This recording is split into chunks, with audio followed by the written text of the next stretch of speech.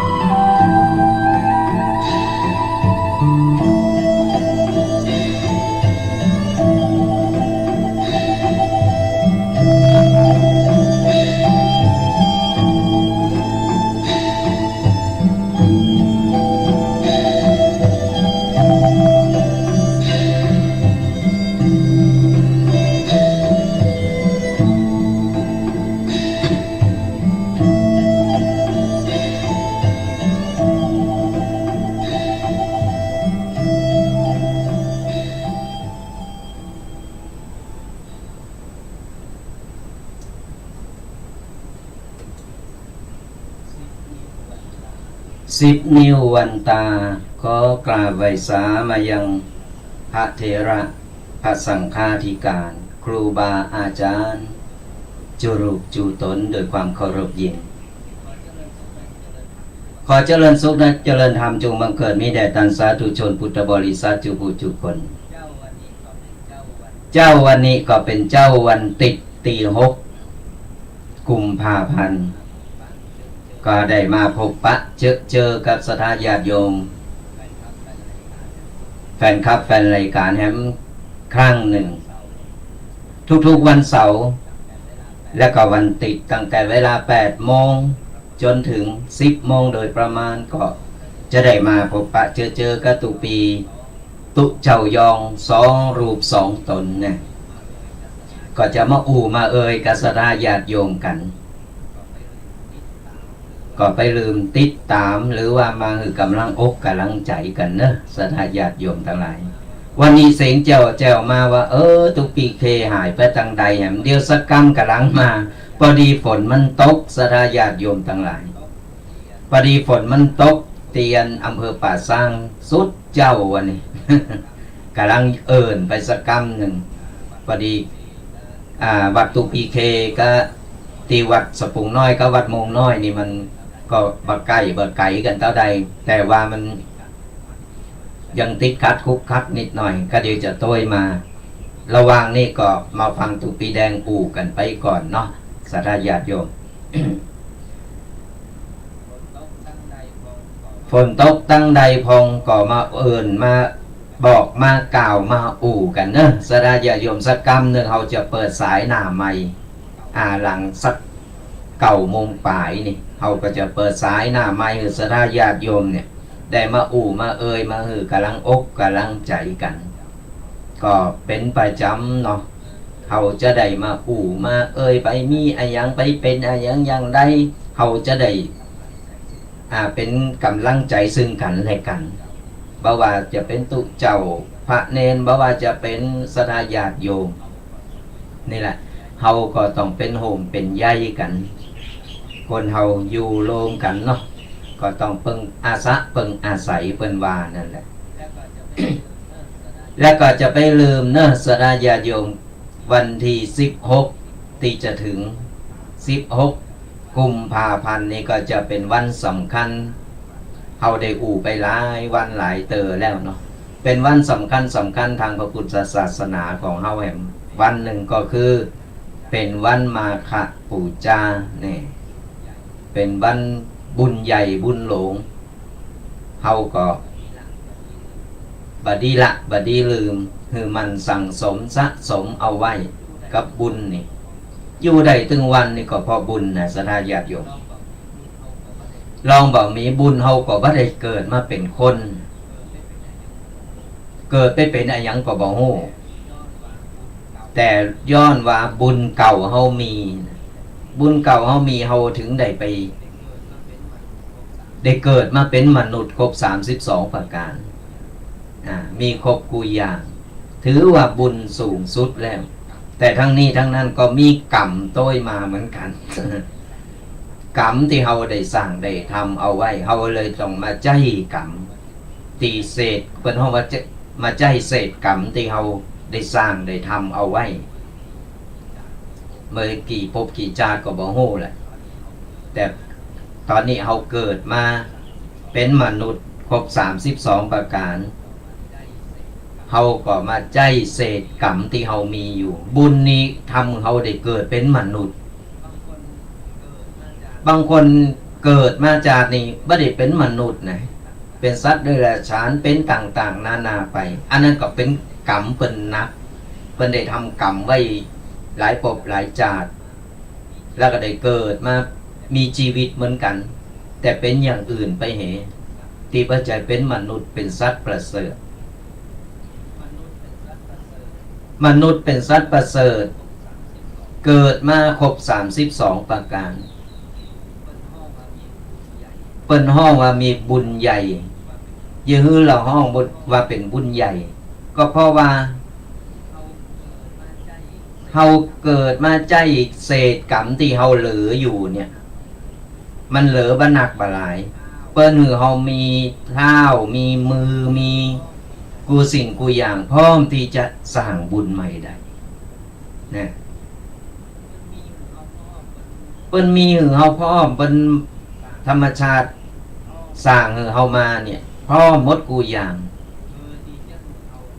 เพื่อที่จะหือเฮาเนี่ยมาทำบุญหนักๆสร้างความดีกันหนักๆสั่งสมความดีสั่งสมบุญเอาไว้ติ๊กติ๊กติ๊กติ๊กกูพบกูจาดสะสมเข่าสะสมเข่าแถมหน่อยเฮาก็ได้บ่ต้องได้มากลับมาเกิดเป็นมนุษย์เฮาไปใจกรรมดีของเฮาอยู่เบื้องบนบ่ต้องมาเวียนว่ายตายเกิดแถมเพราะฉะนั้นแล้วเนี่ยในเมื่อเปิ้นสร้างหือเฮาเนี่ยได้ทำความดีพร้อมที่จะทำความดีพร้อมที่จะสร้างความดีสร้างสมบุญไว้เพราะฉะนั้นเฮาบ่ดีละบ่ดีลืมบุญใหญ่บุญหลงบุญน้อยบุญอะไรยังก็ตามกันที่เปิ้นบอกมาบอกบุญมาบุญเล็กบุญน้อยเฮาก็ทำไปเถอะ5 บาท10 บาทหรือว่าทำความดีก็ได้ความดีนี่ก็เป็นบุญนะสดาญาติโยมไม่ใช่ว่าตุเจ้ามาอู่กับบุญบุญกับบาปกับบุญก็มันแบบมีตั้งมันแบบจำเป็นสดาญาติโยมทั้งหลายการสร้างความดีสร้างบุญแบบจำเป็นต้องใจปัจจัยใจความดีแค่เฮาเกิดดีทำดีผู้ดีกูสิ่งกูอย่างเนี่ยเป็นบุญเป็นกุศลเฮาเมื่อต้องไปเกิดให้มันต้องไปว่าให้ไผเมื่อต้องไปยุ่งเริงอะไรอย่างของคนอื่นเปิ้นชีวิตไผชีวิตมันใจตามกรรมไผกรรมมันคือกูสิ่งกูอย่างเปิ้นจะลิขิตมาเองว่าต้องเดินไปตามนี่ตามนี่ตามกรรมที่สร้างมาสร้างไว้หันเปิ้นรวยเปิ้นนี่เฮาก็ไม่ต้องไปอิจฉาเปิ้นถือว่าเปิ้นน่ะสร้างบุญไว้หนักบุญเก่าเปิ้นสะสมไว้เปิ้นถึงได้เกิดมามีพร้อมกูสิ่งกูอย่างบางคนเกิดมาตุกแตะตุกว่าอย่างมาตุกล่ำเหลืออันนั้นก็เป็นกรรมของเฮาเหมือนกันซะได้เป็นกรรมของเฮาเพราะว่าเฮาบ่ได้สร้างกรรมดีไว้นะกรรมดีที่เฮาสร้างไว้เนี่ยทำเฮาเกิดมาเป็นคนแต่เฮามาใจเศษกรรมเศษกรรมที่เหลือนั่นแหละทำมึงเฮาต้องมาเวียนว่ายตายเกิดมาใจกรรมหือกรรมเก่ามันหมดไปแล้วก็สร้างกรรมใหม่สร้างกรรมดีขึ้นมาบางคนเกิดมาพร้อมแล้วพร้อมกูสิ่งกูอย่าง32ประการครบหมดแต่ใจร่างกายที่ครบ32ประการเอาไปประกอบในต่างตีบดีในต่างตีโชเปิ้นหือเฮาเกิดมาเพื่อสร้างกรรมดีจะได้กรรมเก่าจะได้เบาบางลงไปไม่ใช่ว่าหือเฮาเกิดมาพ่อหมูดูต่างละที่นี่จะยิบจะช่วยยังไผก็ได้จะตบจะตีจะด่าจะฆ่าจะแกล้งไผก็ได้มันไม่ใช่อย่างนั้นเปิ้นสร้างมือไว้หือทำคุณงามความดีสร้างมาเพื่อหือเฮานี่ได้ก่อกรรมดีก่อกรรมดีอย่างใดสังเกตพอสดาญาติโยมทั้งหลายสังเกตพอเถอะสัตว์เดรัจฉานมันทำกับข้าวกับปลาได้ก่อมันยกมือไหวพระเจ้าได้ก่อมันสามารถไปประกอบทำมาหากินได้อย่างใดก่อเฮานี่เป็นสัตว์ประเสริฐเป็นมนุษย์แต่เฮาสามารถทำได้กูอย่างตื่นเจ้ามาทำกับข้าวกับปลาหุงหาอาหารทำมาหากินได้ไหวพระกาพระได้ สมองมีไว้กึดดีทำดีได้กูสิ่งกูอย่างมีพร้อมหมดแต่ตรงกันข้ามบางคนใจในตามตีบดีก็เลยต้องสร้างกรรมบดีของใหม่เข้ามาแฮมนี่เอามา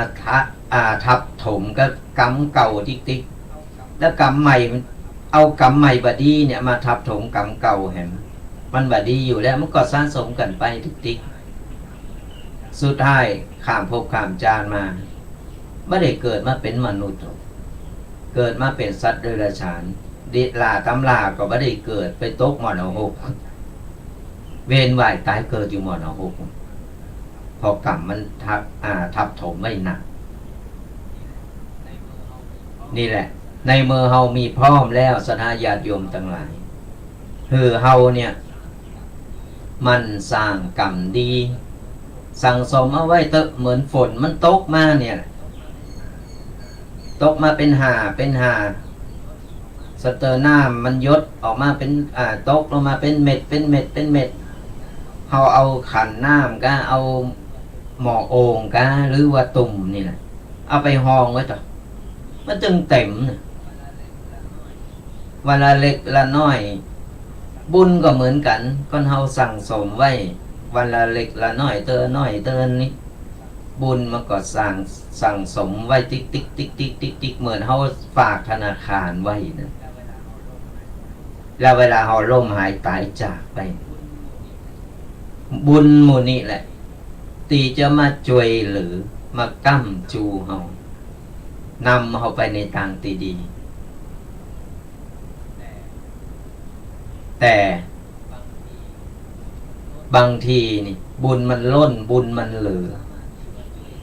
ก็สามารถที่ว่าช่วยเหลือเขาในจานนี้ได้เหมือนกันสังเกตพอจะบางทีเนี่ยเกิดอุบัติเหตุก็เกิดหันเกิดนี่บางคนอย่ารอดบางคนอย่าบาดเจ็บบาดป่วยบาดเป็นหยังก็เพราะว่าบุญที่เป็นสั่งสมไว้นั่นแหละศรัทธาญาติโยมบางคนหลอดมาบ้าน่าจะหลอดบ้าน่าจะหลอดมาได้เลยแต่เป็นตรงกันข้ามมันน่าอัศจรรย์นั่นก็คือบุญที่สั่งสมไว้โดยที่เฮาบ่ฮู้โตอย่างที่บอกว่าจำเป็นต้องใจปัจจัยในการทำบุญตูเจ้ามาก็จะหือหายหือหอมจะหืออันนั้นอันนี้อยู่หันน่ะไปเอาตังค์ที่ไหนล่ำเลยมันบ่จำเป็นมันบ่ใจก่อนเฮามีเหลือกินเหลือใจเหลือที่จะให้เจ้าเฮาก็สามารถใจปัจจัยทำได้ก่อนเฮาบ่มีเหลือแห้งแค่ยกมือไหวอนุโมทนาสาธุนี่เฮาก็ได้บุญได้กุศลกับเพิ่นกฐินผ้าป่าเพิ่นแห่ผ่านบ้านหรือว่างานโบสถ์งานเป็กอย่างต่างๆเพิ่นแห่ลูกแก้วแห่ยังปิกผ่านหน้าบ้านเฮายกมืออนุโมทนาสาธุสาธุเต้าอีแหละบุญกุศลก็เกิดจากใจของเฮาแล้วศรัทธาบุญกุศลมันก็เกิดขึ้นได้เลยก็ถึงบอกว่าเพียงแต่ว่าเฮากึดดีอู่ดีทำแต่คุณงามความดีมันก็เป็นบุญเป็นกุศลอย่างช่วงนี้อย่างตีว่าเดินนี้มันเป็นเดินสำคัญก็คือวันที่16กุมภาพันธ์เป็นวันมาฆบูชาแต่ว่าเขาก็ได้อู่กันไปแล้วศรัทธาญาติโยมทั้งหลายแต่ว่าได้อู่ไปแล้วว่าวันมาฆบูชาสำคัญอย่างใดนี่เยะอย่างใดทำอย่างใดเพิ่นถึงได้บรรลุอรหันต์ทำอย่างใดเพิ่นถึงได้สันโดษหรือว่าชอบมาฟังธรรมแล้วหู้ซึ่งในรสพระธรรม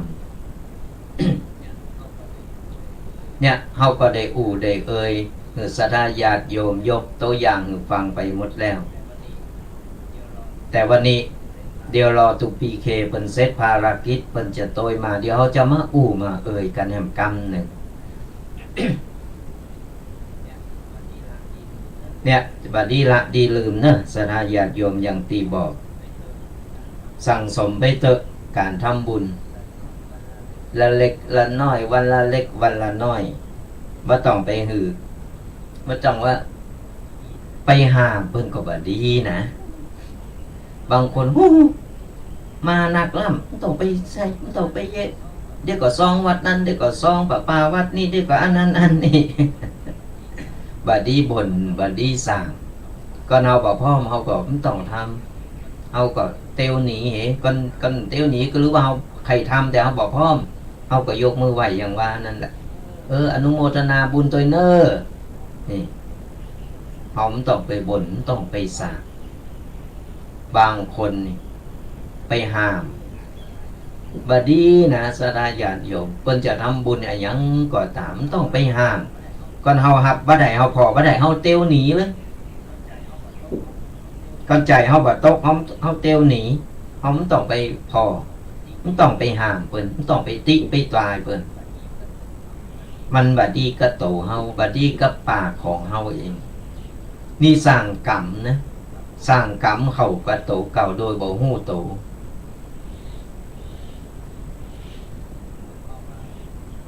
เพิ่นฮ้องว่าบ่ฮู้โตเหมือนนั้นตองบุหรี่บาดมือนะคนบักเก่าเพิ่นว่า ยังจำได้อยู่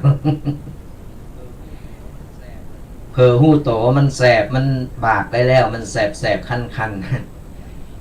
อันนี้ยกตัวอย่างมันต้องไปห้ามมันต้องไปว่าไปติไปตายเพิ่นการโบสถ์เหมือนกันบางทีเพิ่นเอาละอ่อนโบสถ์อะไรอย่างนี้นะมันต้องไปเป็นม่านไปคัดขวางเพิ่นนึกมันต้องโบสถ์อะโบสถ์ไปเยอะโบสถ์ก็อยู่วัดบ้านได้ต่างๆนาที่เจ้าเจ้าว่าทั้งที่ก่อโตเก่าก็บ่เคยโบสถ์แล้วก็บ่เคยฮู้ตัว ว่าเพิ่นอยู่วัดเพิ่นเป็นอย่างใดกันจะไปเอาภาพลักษณ์เก่าจะไปเอาภาพลักษณ์เก่าเนี่ยมันที่เฮาฮู้เฮาหันมาบัดเดียวสมัยบัดเดียวนี่พอเอาเถอะยิงตอนนี้นี่เพิ่นต้องการตุเจ้าพระเนรไฟแรงเอารุ่นใหม่ๆเพราะอะไรหยังมันต้องตันกับเหตุการณ์นะศรัทธาญาติโยมสังเกตพอเตอร์บัดเดียวนี่ตุปูตุปอนี่เพิ่นเอาไว้เฝ้าวัดมาได้เฝ้าวัดเฝ้าวาเป็นเก้าเป็นกั้นอยู่ในวัดในวาบัดเดียวนี้คนทำงานก็คือตุเจ้าพระเนรรุ่นใหม่นี่รุ่นใหม่ไฟแรงเฮาต้องก้าวหือตันต้องโตยหือตันยื้อเฮาต้องโตยหือตันก็เพราะว่าการที่ตึงวันเนี่ยเฮาฮู้อยู่แล้วว่าศาสนาหลายศาสนาหลายลัทธิมันเข้ามาติ๊กอย่างที่เฮาฮู้เฮาหันที่เป็นข่าวกันนั่นแหละก่อนบ่เอาตุเจ้าพระเนรรุ่นใหม่ๆเข้ามาโบสถ์ในพระพุทธศาสนาเหลือกะตุปู่ตุปอมันก็บ่ตันเพิ่นไปถึงไหนแล้วเฮาจะมางมโคงอยู่กับตีเก่าการเผยแพร่อย่างถึงวันนี่ทุกปีก็ได้ไปหลายต่อหลายเตอหลายครั้งแล้วการเผยแพร่ถึงวันนี่เฮาจะมานั่งลองศรัทธาเข้ามานั่งฟังธรรมในวัดเหมือนบักเก่าเหมือนบักก่อนมันก็บ่ได้แล้วสมัยแต่ก่อนนี่ก่อนจะเข้าว่าวันโกนนี่วันโกนวันพูกนี่วันพระเนี่ยวันโกนนี่หอบหมอนหอบศาสตร์หอบเสื่อเข้ามานะมานอนกันในวัดมาโจรกันปฏิบัติธรรมในวัดในวาบัดเดียวก็ยังมีเหลืออยู่เป็นบ้างวัดตอนสมัยก่อนในกูวัดขนาดล้นนรงแล้วนะศรัทธาญาติโยมล้นนรงหือเอาคนเข้าวัดเนอะ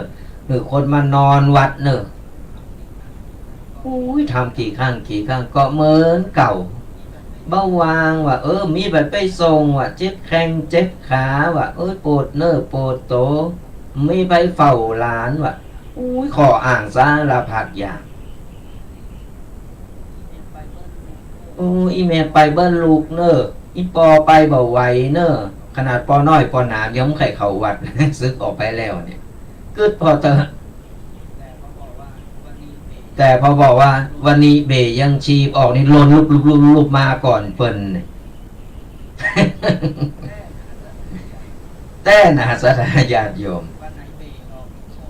วันไหนเบออกนี่โป้โทษคนเฒ่าคนแก่ซ่องไว้โหขาวผู้สุนบุญก็อยู่ศาลา มาก่อนเนี่ยเปิดนัด8 โมงมาถึง7 โมง6 โมงก็มี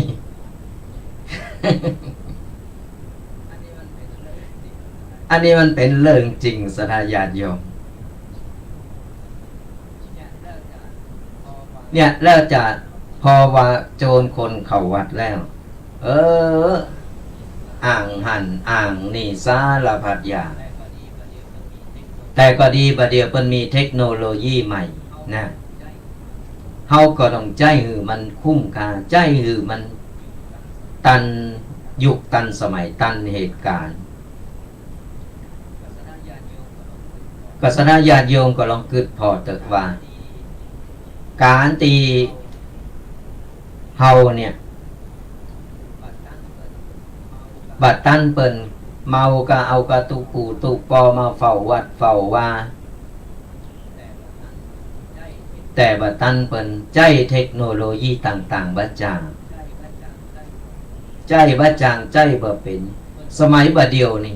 เปิ่นต้องมีอะไรอย่างโทรศัพท์นี่มีโน้ตบุ๊กนี่เราออนรุ่นใหม่มันจางหมดบางทีเราอ่อนเกิดมาอยู่บัดตั้นได้เห็นหนังสือเลยยังบ่ทอบเตอเล่นโทรศัพท์ว่ะเล่นเกมว่ะเล่นหันเล่นนี่เก่งเหลือเฮา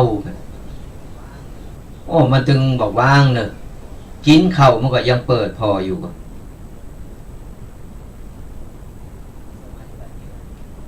สมัยบัดเดียวเนี่ยมันต้องตันยุคตันสมัยเวลามีประชุมยิงโควิดอีกประชุมโรมกันไม่ได้ประชุมออนไลน์นะประชุมออนไลน์อย่างไรอยู่ห้องไผ่ห้องมันก็กดคอมกดเนี่ยหันหน้าหันตากันมันต้องตันยุคตันสมัยตันเหตุการณ์อย่างนี้กันเฮาจะมาอย่างตุปูตุปอเปิ้นเยจางเปิ้นก็บ่จางเปิ้นบ่จางก็คือเปิ้นเป็นเก้าเป็นกั้นอยู่ในวัดในวาบัดเดียวนี้คนรุ่นใหม่ละอ่อนรุ่นใหม่ถึงบอกว่าเอาละอ่อนรุ่นใหม่เข้ามาโบสถ์เพราะมันจะตั้นยุคตันเหตุการณ์ตันเกมเปิ้นได้มันต้องแข่งขันกันสลาญาติโยมมันต้องแข่งขันกับวันเวลาเพราะวันเวลานี่มันหมุนไปถึงวันมันบ่ล่อท่าไปนะในเมื่อมันบ่ล่อท่าไปเฮาก็ต้องพัฒนาจิตใจเฮามันต้องพัฒนาไปเรื่อยๆมันบ่มีอะไรอย่างอยู่คงที่มันบ่มีอะไรอย่างอยู่ตีเก่าเพราะฉะนั้นทัศนคติของเฮาต้องหือมันพัฒนาไปโดยถึงเฮาจะแก่แต่เฮาแบบบ่ด้อยพัฒนาเฮายังตันสมัยเฮายังได้เนาะเฮาสามารถไปคุยไปได้แต่บัดเดียวนี้ก็พัฒนากันหนักนะสถานหันคนเฒ่าคนแก่บางคนเนี่ยกำโทรศัพท์นี่ฮัลโหลสมัยแต่ก่อนมันมีที่ไหนล่ะ บัดเดียวนี้อยู่ที่ไหนก็หันหน้าหันตากันกันคุยกันได้อยู่ไกลต่างประเทศก็เหมือนอยู่ไกลๆกันเนี่ยมันก้าวกระโดดมันก้าวไกลไปติ๊กเฮาต้องพัฒนาจิตใจเฮาโตยสนาญาติโยมเคยหลายครั้งหลายเตอว่าของใหม่ก็เอาของเก่าก็บ่ละเฮาจะเอากับของเก่าดั้งเดิมมันก็บ่ได้ เขาต้องออกไปตั้งนอกตัวไปพอตั้งนอก ไปพอว่าตั้งนอกเพิ่นอย่างใดเพิ่นพัฒนากันไปถึงไหนว่าใจกลมหน้ากลมตาอยู่ในกะลาตัวเก่าอยู่หั่นน่ะแล้วเพิ่นเป็นหยังอ่ะบ่ฮู้เพิ่นมีหยังก็เถงนี่บ่ฮู้เรื่อง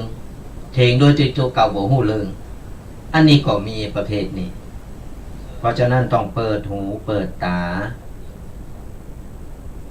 เปิดสมองเปิดความคิดทัศนคติโตเก่าคือมันกว้างไกลไปเขาจะได้ชื่อว่าเป็นคนที่ว่าล้าสมัยนี่มันต้องพัฒนาสระญาติโยมสมัยบัดเดียวตูเจ้าบาเนนนี่เอาโน้ตบุ๊กกำลังกับโทรศัพท์ปุ่นมันมีไว้เยอะปุ่นไปโรงเรียนเอาไปสอนหล่ออ่อนในโรงเรียนเขาไปนั่งอู่แบบมันฟังหล่ออ่อนยิงหล่ออ่อนสมัยบัดเดียว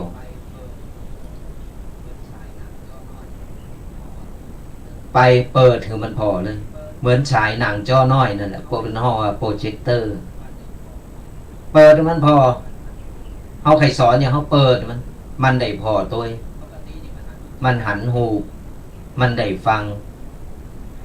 ปกตินี่มันหันตุเจ้ามันจะเตี้ยวหนีอุ้ยน่าเบื่อใครรัก ขนาดคนเฒ่าคนแก่มานั่งฟังธรรมยังฟังซับประงก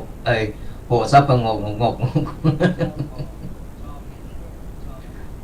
เราอ่อนสมัยบัดเดียวมันชอบพอชอบเห็นหู้ชอบหันใครหู้ใครหันในเมื่อใครหู้ใครหันก็เป็นอย่างไอ้โทรศัพท์มันจอน้อยเอาโปรเจคเตอร์เปิดให้มันพอใครพออย่างเขาก็สอดแทรกธรรมะเข้าไปสอดแทรกธรรมะเข้าไปตัวเอาสื่อมันตัวตลกตัวคือมันคลายเกตมันก็โมนมันเนี่ยตุปีไปสอนละอ่อนหรือไปเป็นพระธรรมวิทยากรไปอบรมละอ่อนหลายๆตีนี่ตุปีก็จะใจลักษณะอย่างนี้เพราะว่าละอ่อนมันชอบบางทีนี่มันกำโทรศัพท์มันนี่ได้เป็นอย่างใจโทรศัพท์มันมีประโยชน์เขาก็เปิดสื่อประโยชน์ของโทรศัพท์เป็นอย่างไรโทษของโทรศัพท์เป็นอย่างไรนะเขาจะไปนางอูโทรศัพท์นะใจมันเป็นอย่างอี้เนออย่างอี้เนอเพอหันมาพอหันกำหนึ่งรับกันหมดก่อนเปิดสื่อมันถึงนางตั้งหน้าตั้งตาพอเนี่ยมันไข่หู้ไข่หันเปิดห้องว่าหนามหยอกเอาหนามบ่มเนี่ยเอาต้องปรับทัศนคติของเอาบัดนี้ไปติไปตายไปว่าเพิ่น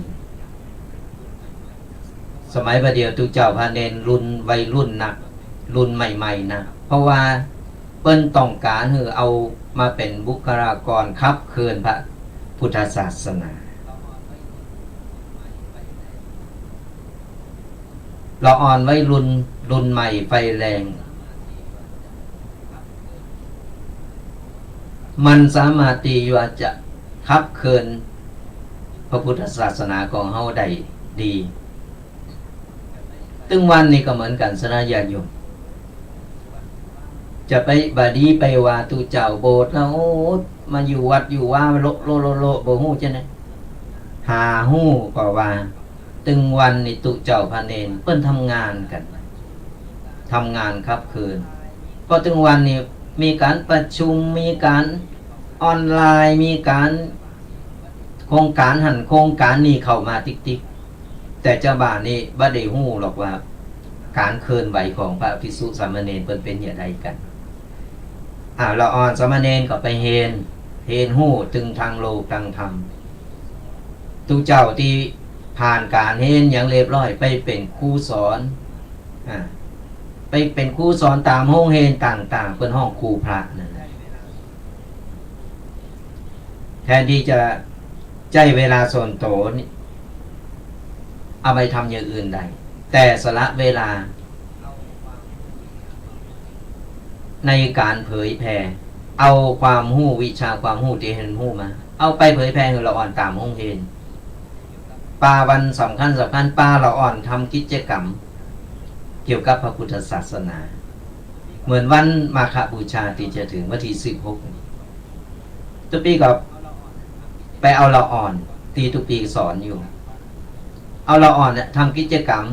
ตอนเจ้าทำบุญตักบาตรแล้วก็หือความรู้เกี่ยวกับว่าทำบุญตักบาตรแล้วเป็นอย่างได้ทำอย่าได้หือถูกลัก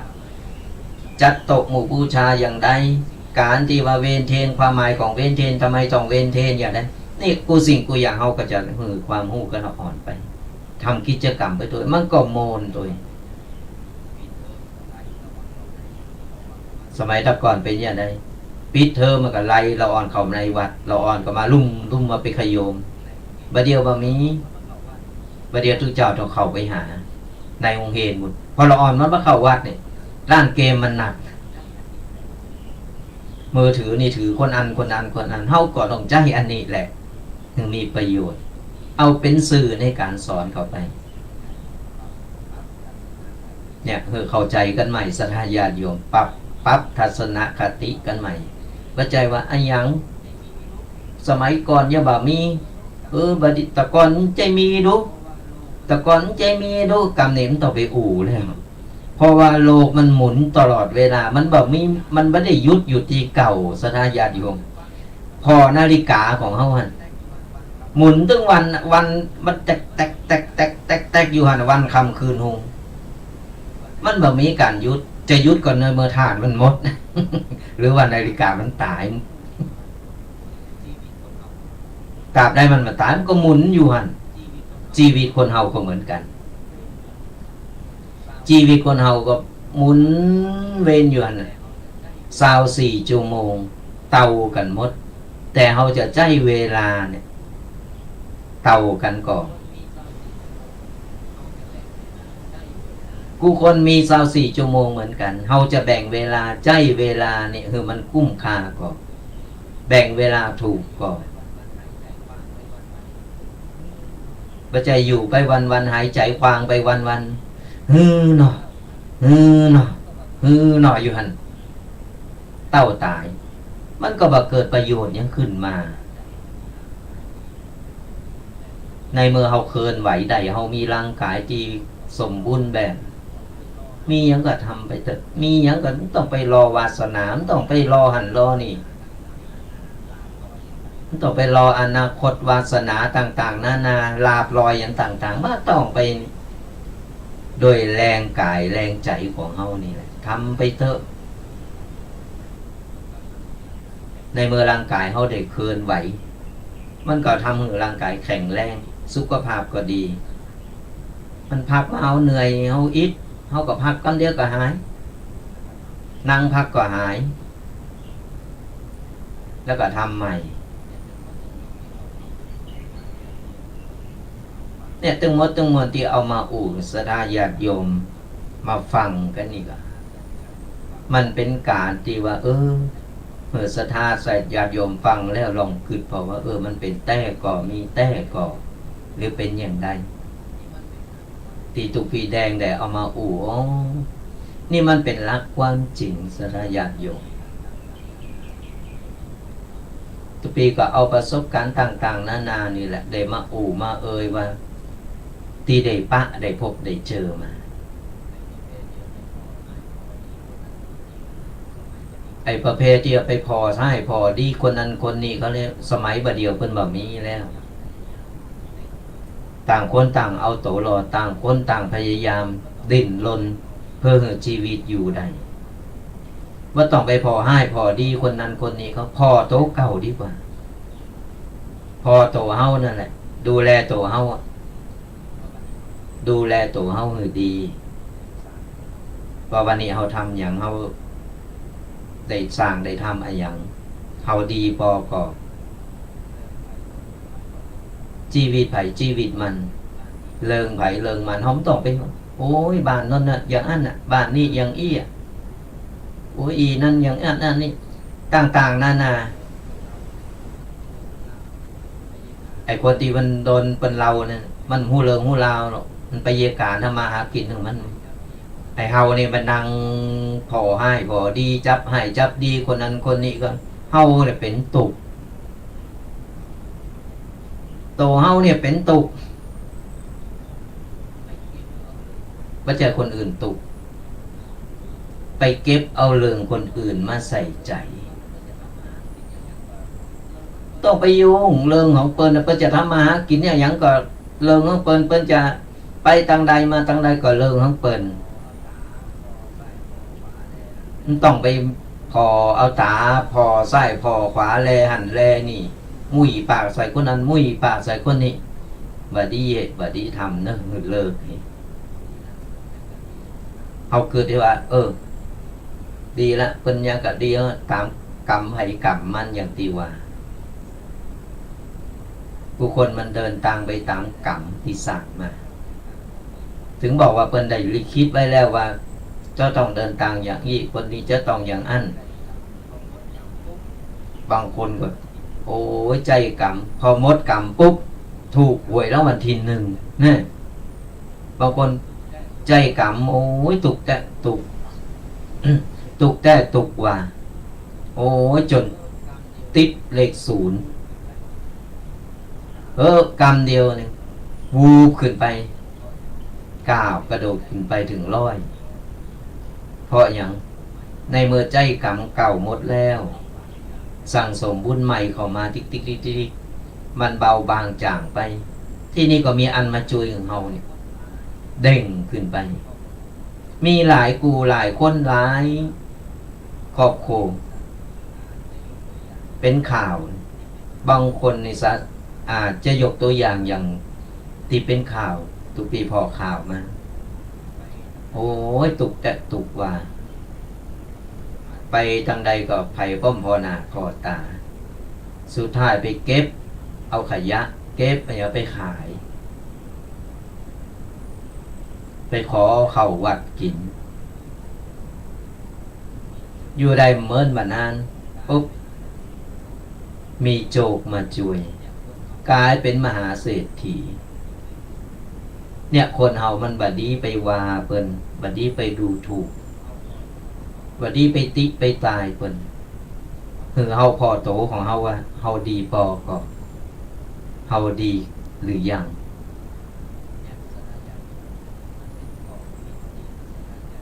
เนี่ยศรัทธาญาติโยมทั้งหลายมันเป็นข้อคิดที่ศรัทธาญาติโยมลองเอามาคิดเอามาประมวลเพราะว่ารักความจริงแล้วเนี่ยมันเป็นอย่างอี้และเฮาไปปรับใจกับชีวิตว่าบัดเดียวเนี่ยมันเป็นอย่างอี้เฮาจะปรับอย่างใดเพิ่นฮ้องว่าบ่ประมาทในการใช้ชีวิตว่าจะอยู่ไปวันๆลอยเลยลอยชายไปโทรไปต่างๆนั่นน่ะใจชีวิตบ่มีความหมายเฮาต้องใจชีวิตแบบหาความหมายคือกับชีวิตของเฮาชีวิตของเฮาก็จะมีกา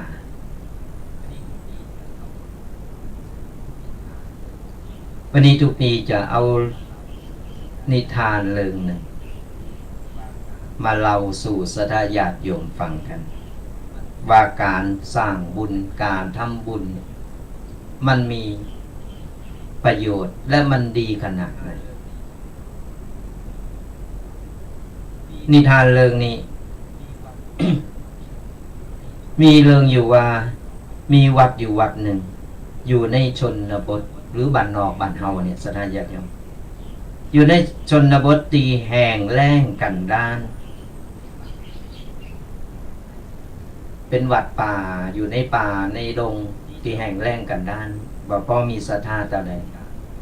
มีสามเณรกาสามเณรกาก็เป็นคนบ้านท่านมาโบสถ์เป็นสามเณรมาจำภาษาอยู่ในวัดท่านอยู่มาได้สักระยะหนึ่งก็มีวันหนึ่งแม่ของสามเณรกานี่นะแม่ของสามเณรกานี่ก็วัดสบายป่วยนะในช่วงนั้นสามเณรกากำลังออกไปบิณฑบาต ไปเดินบิณฑบาตปีกมาปุ๊บมาถึงบ้านยังแบบตั้งกินข้าวเดินมีญาติพี่น้องที่ในบ้านก็ล้นเข้ามาหาสามเณรมาบอกว่าแม่บ่สบายนะป่วยนะ คือสมณเณรกาหรือสมณเณรน้อยเนี่ยไปหากรรมตอนนี้เพิ่นรออยู่มาบอกว่าอูซื่อๆว่าสมณเณรโยมแม่ของสมณเณรเนี่ยไก่จะตายแล้วเนิ่ก่อนจะตายเนี่ยเพิ่นขอปะลูกสมณเณรข้างสุดท้ายด้วยความตกใจจากนั้นสมณเณรก็ว่ากินข้าวกินปลาแล้วฟังเก็บข้าวเก็บของเก็บบาตรอย่างเรียบร้อยเสร็จก็ใส่ผ้าจีวรเสร็จก็โลนลัดตรงไปพุ่นสมัยแต่ก่อนเพิ่นจะมีรถมีลาเพิ่นมีเฮอข้ามน้ำคลองอย่างกันเฮ็ดกันก็โลนลัดตรงต้องระบานอยู่ไกลจากวัดตัวนะสดานอย่างโยมระหว่างที่สมณเณรนั้นเดินหรือว่าเตวไปลัดตรงไปตากแดดไปคือพอออกก็เอามือปาเธอไปก็เตวไปอันเตวตามคันนาลัดตรงไปไปถึงหันปุ๊บตอนนั้นมันหนาแรงเนาะสระญาติโยมสมณเณรก็ไปหันคุกน้ำหรือว่าเป็นห้องว่าน้ำมันข้างอยู่กลางหน้าไอ้ที่อื่นมันจะแห้งแผ่นดินผืนหน้านี่แห้งแตกเป็นผืนหน้ามันแตกมันแห้งแรงแตกโขบแตกขาไปเยอะแล้วมีแอ่งน้ำน้อยอยู่แอ่งหนึ่งมีน้ำขังหน่อยเดียวก็มีป่ากับสระญาติโยมมีป่าขังอยู่ในแอ่งหรือว่าในคุกน้ำน้อยๆไปปะสมณเณรเตวไปปะป่าใจหนึ่งก็คือตึงหาแม่ใจนี่อยู่ปุ่นอยู่บ้านปุ่นละอยู่ที่แม่ปุ่นแต่โตนี่อยู่กลางตรงอยู่อินดูป่าก็อินดูยื้อความจางเย็บเลอขามฝากแต่ก่อนเพิ่นมีเลอขามฝากไปดูขามไปส่งให้ฝากหนึ่งสมณเณรก็ยื้อความจางเย็บก็จะออกป๋าก็จะแห้งตายแม่ก็จะตายอยู่ที่บ้านเอาละกะทีนี้ยื้อก็ตัดสินใจจะมันเตอะมันจะออกไปแล้วคนรอเนนคนเดียวมันเป็นหยังก็ไปก่อนเตอะมันก็เลยไปสามเณรก็เลยถอดจีวรกับสดาญาติโยมถอดจีวรปุ๊บก็มันไก่แม่น้ำมันก็ควักเอาป๋ากับควักเอาป๋าใส่ในจีวรอันนี้ตึงเล็กตึงน้อยแล้วก็ลนไปเอาไปปล่อยในแม่น้ำเอาไปปล่อยในแม่น้ำใจก็กึดถึงแม่ว่าแม่กูก็ไก่จะตายอย่างเอี้ยน้องเหมือนป๋าไก่จะตายเหมือนกันปากผงาบอินดูทางใดก็อินดูด้วยจิตใจที่เป็นอินดูเมตตาก็เอาป่าไปปล่อยลงน้ำแล้วก็ตั้งจิตอธิษฐานนี่ก่อนจะปล่อยป่าลงไปปุ๊บตั้งจิตอธิษฐานว่าบุญในครั้งนี้ที่ลูกได้ทำได้สร้างเอาไว้ในการช่วยเหลือชีวิตของป่าขอให้บุญเนี่ยจงไปตกอยู่กับแม่ของข้าพเจ้าเน้อจากนั้นก็อธิษฐานเรียบร้อยเสร็จปุ๊บก็ปล่อยป่าลงน้ำพอป่าได้น้ำใหม่โอ้ยดีอกดีใจปุ๊บปั๊บหายหมดนะแล้วสมณเณรก็เลยนั่งรอตีเพิ่นจะข้ามฝากมาหับแห่งกรรมเพิ่นมีเป็นหลอกจากนั้นมาก็มาถึงนั่งรอมาถึงปุ๊บก็ต้องมารอแห่งกรรมหนึ่งมันคนมันหนักเสร็จแล้วทีนี้ก็ข้ามฝากไปพอสามเณรข้ามฝากไปถึงปุ๊บก็ลนไปต่อไปถึงบาท อไปถึงบ้าน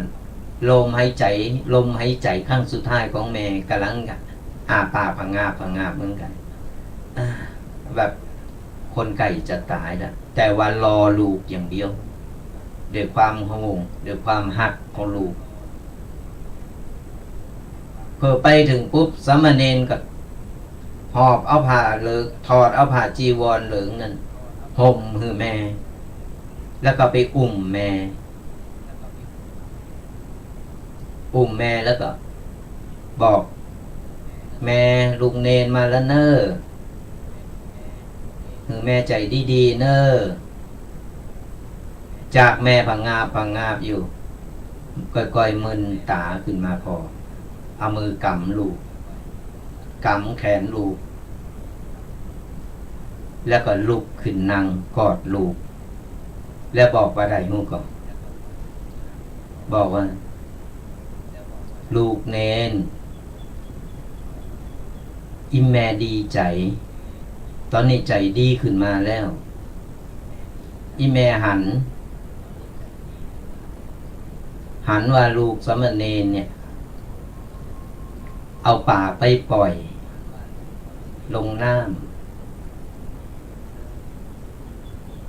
แล้วคนที่ปาอิแม่ไปคนก็เลยบอกว่าปิกไปเตอะปิกไปหาลูกเตอะจากนั้นมา เราไปเล่ามาก็ใครให้เนาะจากนั้นมาสดาญาติโยมทั้งหลายแม่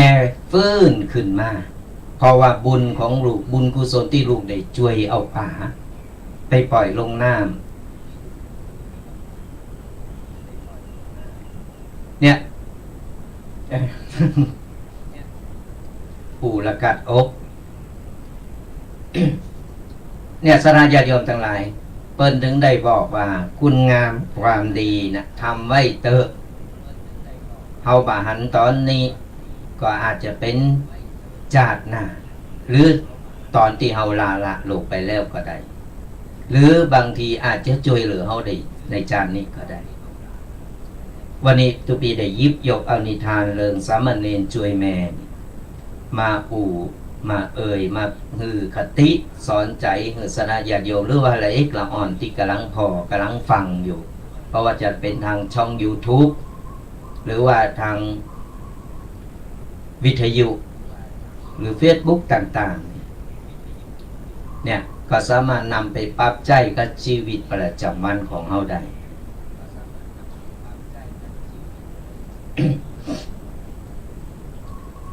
มันเป็นคติสอนใจเตือนใจเป็นนิทานสามารถเอาไปเล่าสู่ละเอกละอ่อนฟังได้เนอะสารญาติโยมมันเป็นนิทานบักเก่าที่มีคติสอนใจเฮาเนี่ยได้ข้อคิดต่างๆในชงท้ายรายการนี่เฮาจะเปิดสายหน้าใหม่เนี่ยสารญาติโยมได้มามาได้มาเล่าสู่หรือว่าไผมีอะไรอย่างที่ใครหรือมีอะไรอย่างที่แนะนำปอน้อยปอนานก็ได้ก็สามารถมามาคุยกันได้จะบอกเบอร์โทรศัพท์ไว้ลงหน้าก่อนเนอะเดี๋ยวแหมสักเกิงชั่วโมงเฮาก็จะเปิดสายหน้าใหม่เกมจดไว้เนอะ0826112245 เดี๋ยวสักกรรมก็โทรมามามาเป็นกูเป็นกิมกันโอ้วันนี้ตุปีแดงฉายเดียว มีไผรูใหม่วะเปิดคอมเมนต์มาว่ามีไผรูใหม่ดี เดี๋ยวสักกรรมวันแน่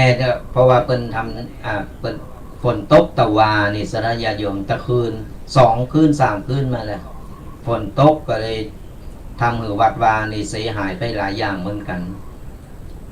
ก็เลยอาจจะเข้าจ้าหน่อยบางทีก็อาจจะเลยไปก็ได้แต่ว่าเป็นอย่างตุปีแดงก็ยังมี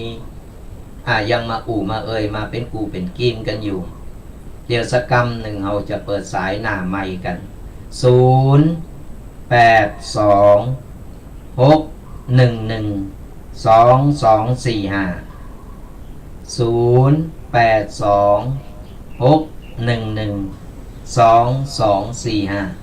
็สามารถโทรมามาเอ่ยกันได้แฮมสักคำหนึ่งเนาะเราจะเปิดสายหน้าใหม่เนี่ยตึงมดตึงมนตีตุปีได้ได้เอ่ยสระยาโยมได้นำมาเราสู่กันฟังเนี่ย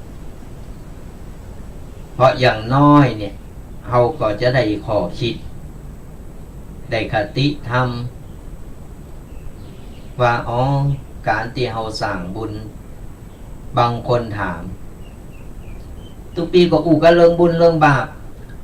แล้วบุญมันเป็นโตอย่าได้บาปเป็นโตอย่าได้เนี่ย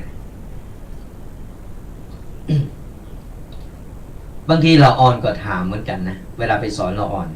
สระญาติโยมทั้งหลายไปถามเราอ่อนก็ถามพระอาจารย์บาปเป็นตัวอย่างไรนะบุญเป็นตัวอย่างไรเอาก็บอกว่ามันบาปกับบุญเนี่ยมันเป็นของพอบาหันเอาพอบาหันหรอกบาปกับบุญแต่เอาสัมผัสได้ว่ามีจริงว่ามีแต่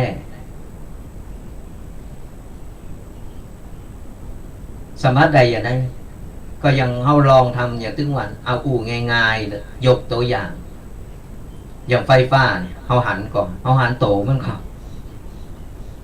ไฟฟ้าโตมันเป็นอย่างไรเอาก็บอกเคยหันหูเป็นห้องว่าไฟก็ไฟ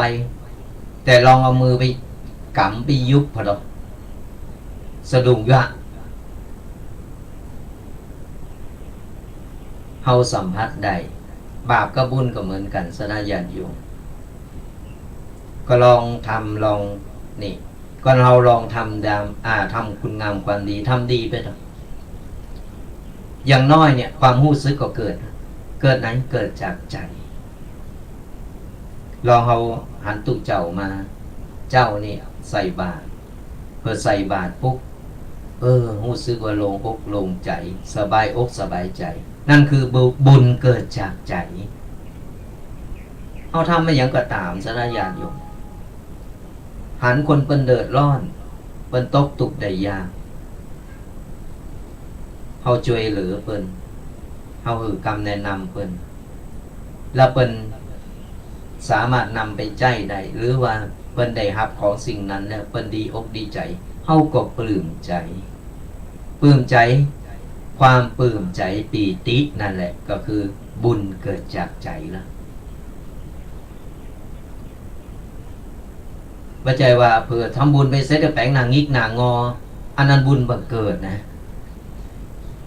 อันนั้นคือขอไปทีอันไม่ต้องไปเหยียดไปทำมันทำบุญเราต้องทำจากใจบ่ว่าทำบุญหรือทำความดีอะไรอย่างก็ตามช่วยเหลือไผก็ตามช่วยเหลือด้วยความจริงใจว่าต้องไปหวังผลตอบแทนอะไรอย่างเดี๋ยวบุญมันเกิดขึ้นมาเองบุญมันจะเกิดขึ้นมาจากใจของเราเองและบุญนั้นก็สะสมสั่งสมไปก็จะกลายเป็นวาสนาบารมีสังเกตพอจะคนที่เพิ่นชอบทำบุญหุ่มทำบุญหน้าตาเป่งปังหน้าผิวพรรณมันจะสดจะใสมันมีหันอย่างหนึ่งพอหู้เลยว่าเป็นคนมีบุญเป็นคนใจบุญเป็นคนชอบทำบุญตรงข้างๆกับคนที่ว่าชอบทำบุญบอกผมทำบุญผมก็ไปติชินนินทาไปว่าคนนั้นคนนี้ก็ไปพอเจ้าหน้าตามมันคนละอย่างกันนะคนเป็นมีบุญเนี่ยเตวอยู่ที่ไหนมันรัศมีมันถึงเปล่งออกมาดูเขาลองพอมันพอคนนี้เป็นดีเป็นงามหนาฮักเป็นงามจิตงามใจงามร่างกายเป็นห้องงามถึงภายในภายนอก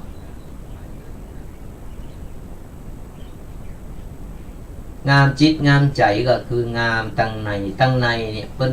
บะมีอย่างเป็นกึศดีทำดีดี แต่พระใจเป็นคนปากเปิ้นห้องว่าปากหวานก้นเปรี้ยวอันนั้นก็จะไปทำอย่างเลย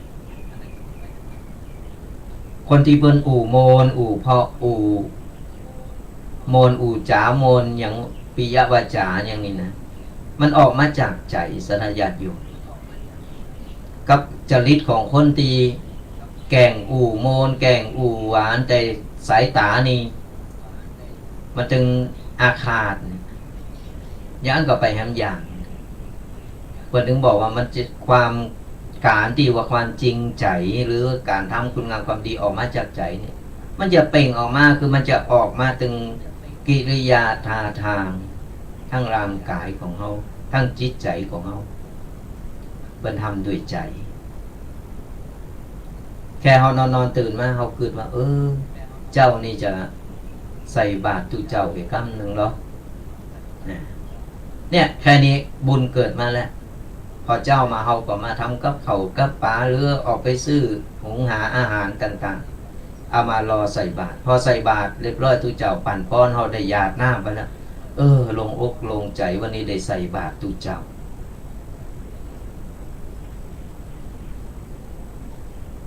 เนี่ยเป็นการว่าเปิ้นห้องว่าบุญเกิดจากใจคือเฮาลองเอาไปคิดว่าแต่กะ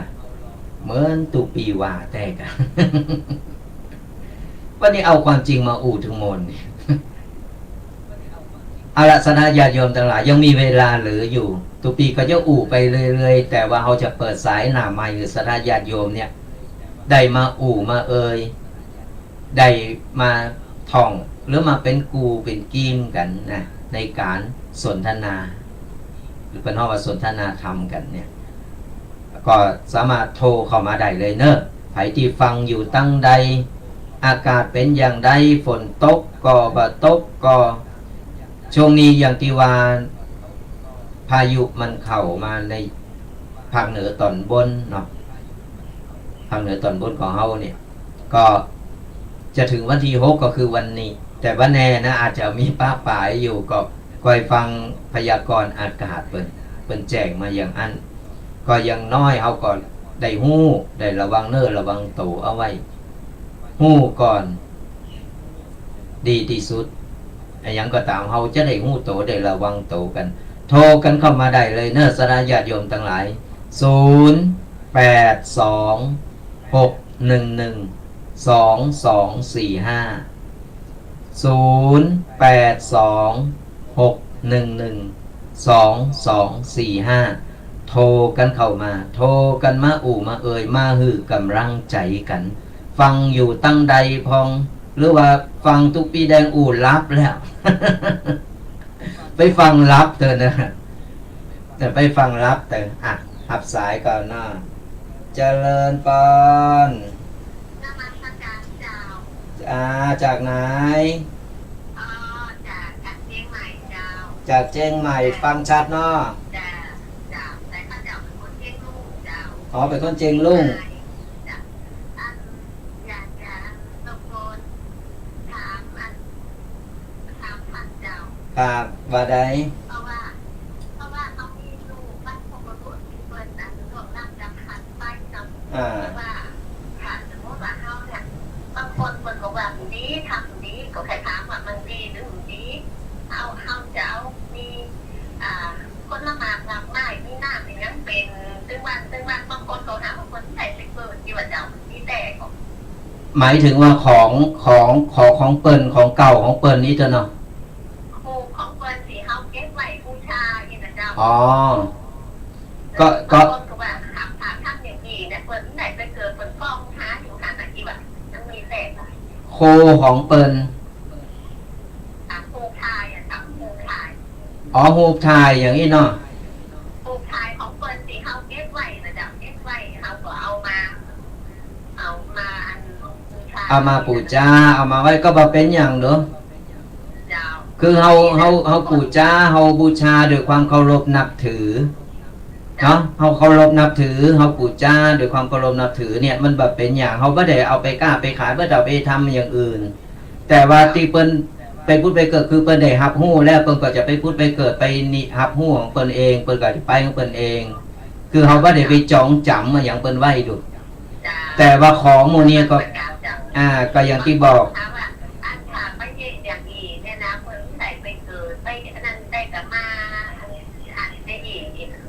อ๋อเปิ้นดีใจเปิ้นฮู้แล้วว่ามีคนที่ว่าสืบทอด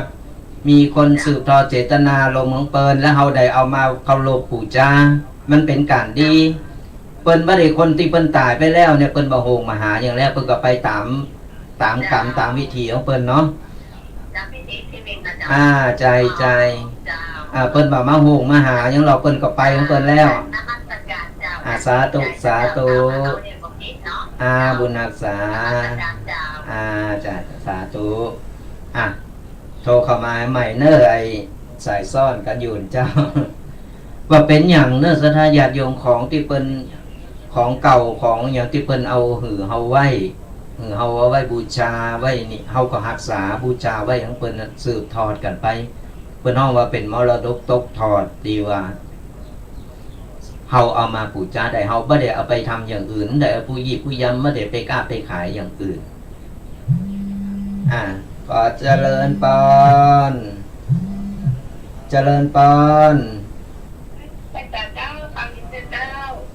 จากตั้งใดจากใกล้สารกลางสารกลางแฟนคลับแฟนพันธุ์แท้เนี่ยคนเดียวเหงาเนาะคนเดียวเหงาแอมก็นึงปฏิน้ำท่วมวัดสะพุงน้อยมันออกมาไม่ได้เจ้าน้ำท่วม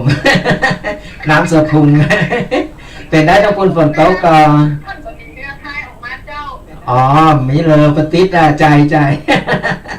โดนแซวเป็นฟังอยู่น้ำตาไหลเนาะฟังแล้วกัด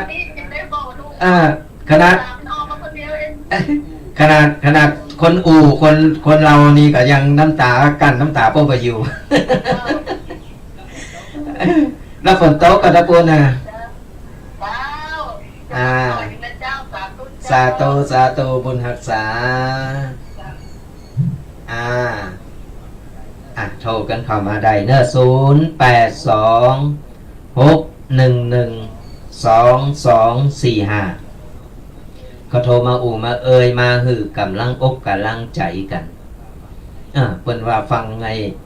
สมณเณรน้อยแล้วก็โอ้ยน้ำตาคนเราน้ำตาก็จะไหล รับสายกันนะเจริญปอนจากตั้งใดจากบ้านไม่ย่อยอำเภอสันทรายเจ้าสันทรายมาแล้วเป็นได้ฝนตกก่อนฝนแบบนี้แล้วเนาะแต่มนดีเนาะสาธุวัดมงน้อยอำเภอป่าซางยองละปูน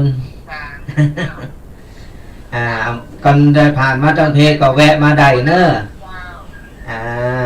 บุญรักษาเนอะ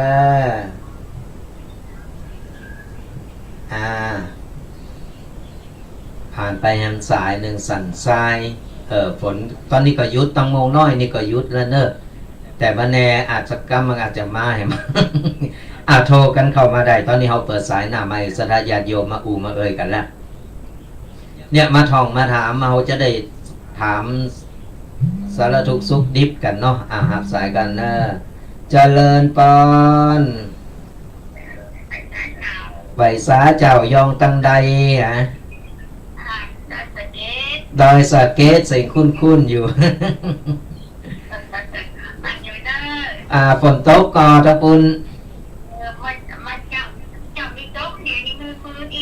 อ๋อกะบัดเดียวมืดเหมือนกันนั่นแหละฟ้าเดียวกัน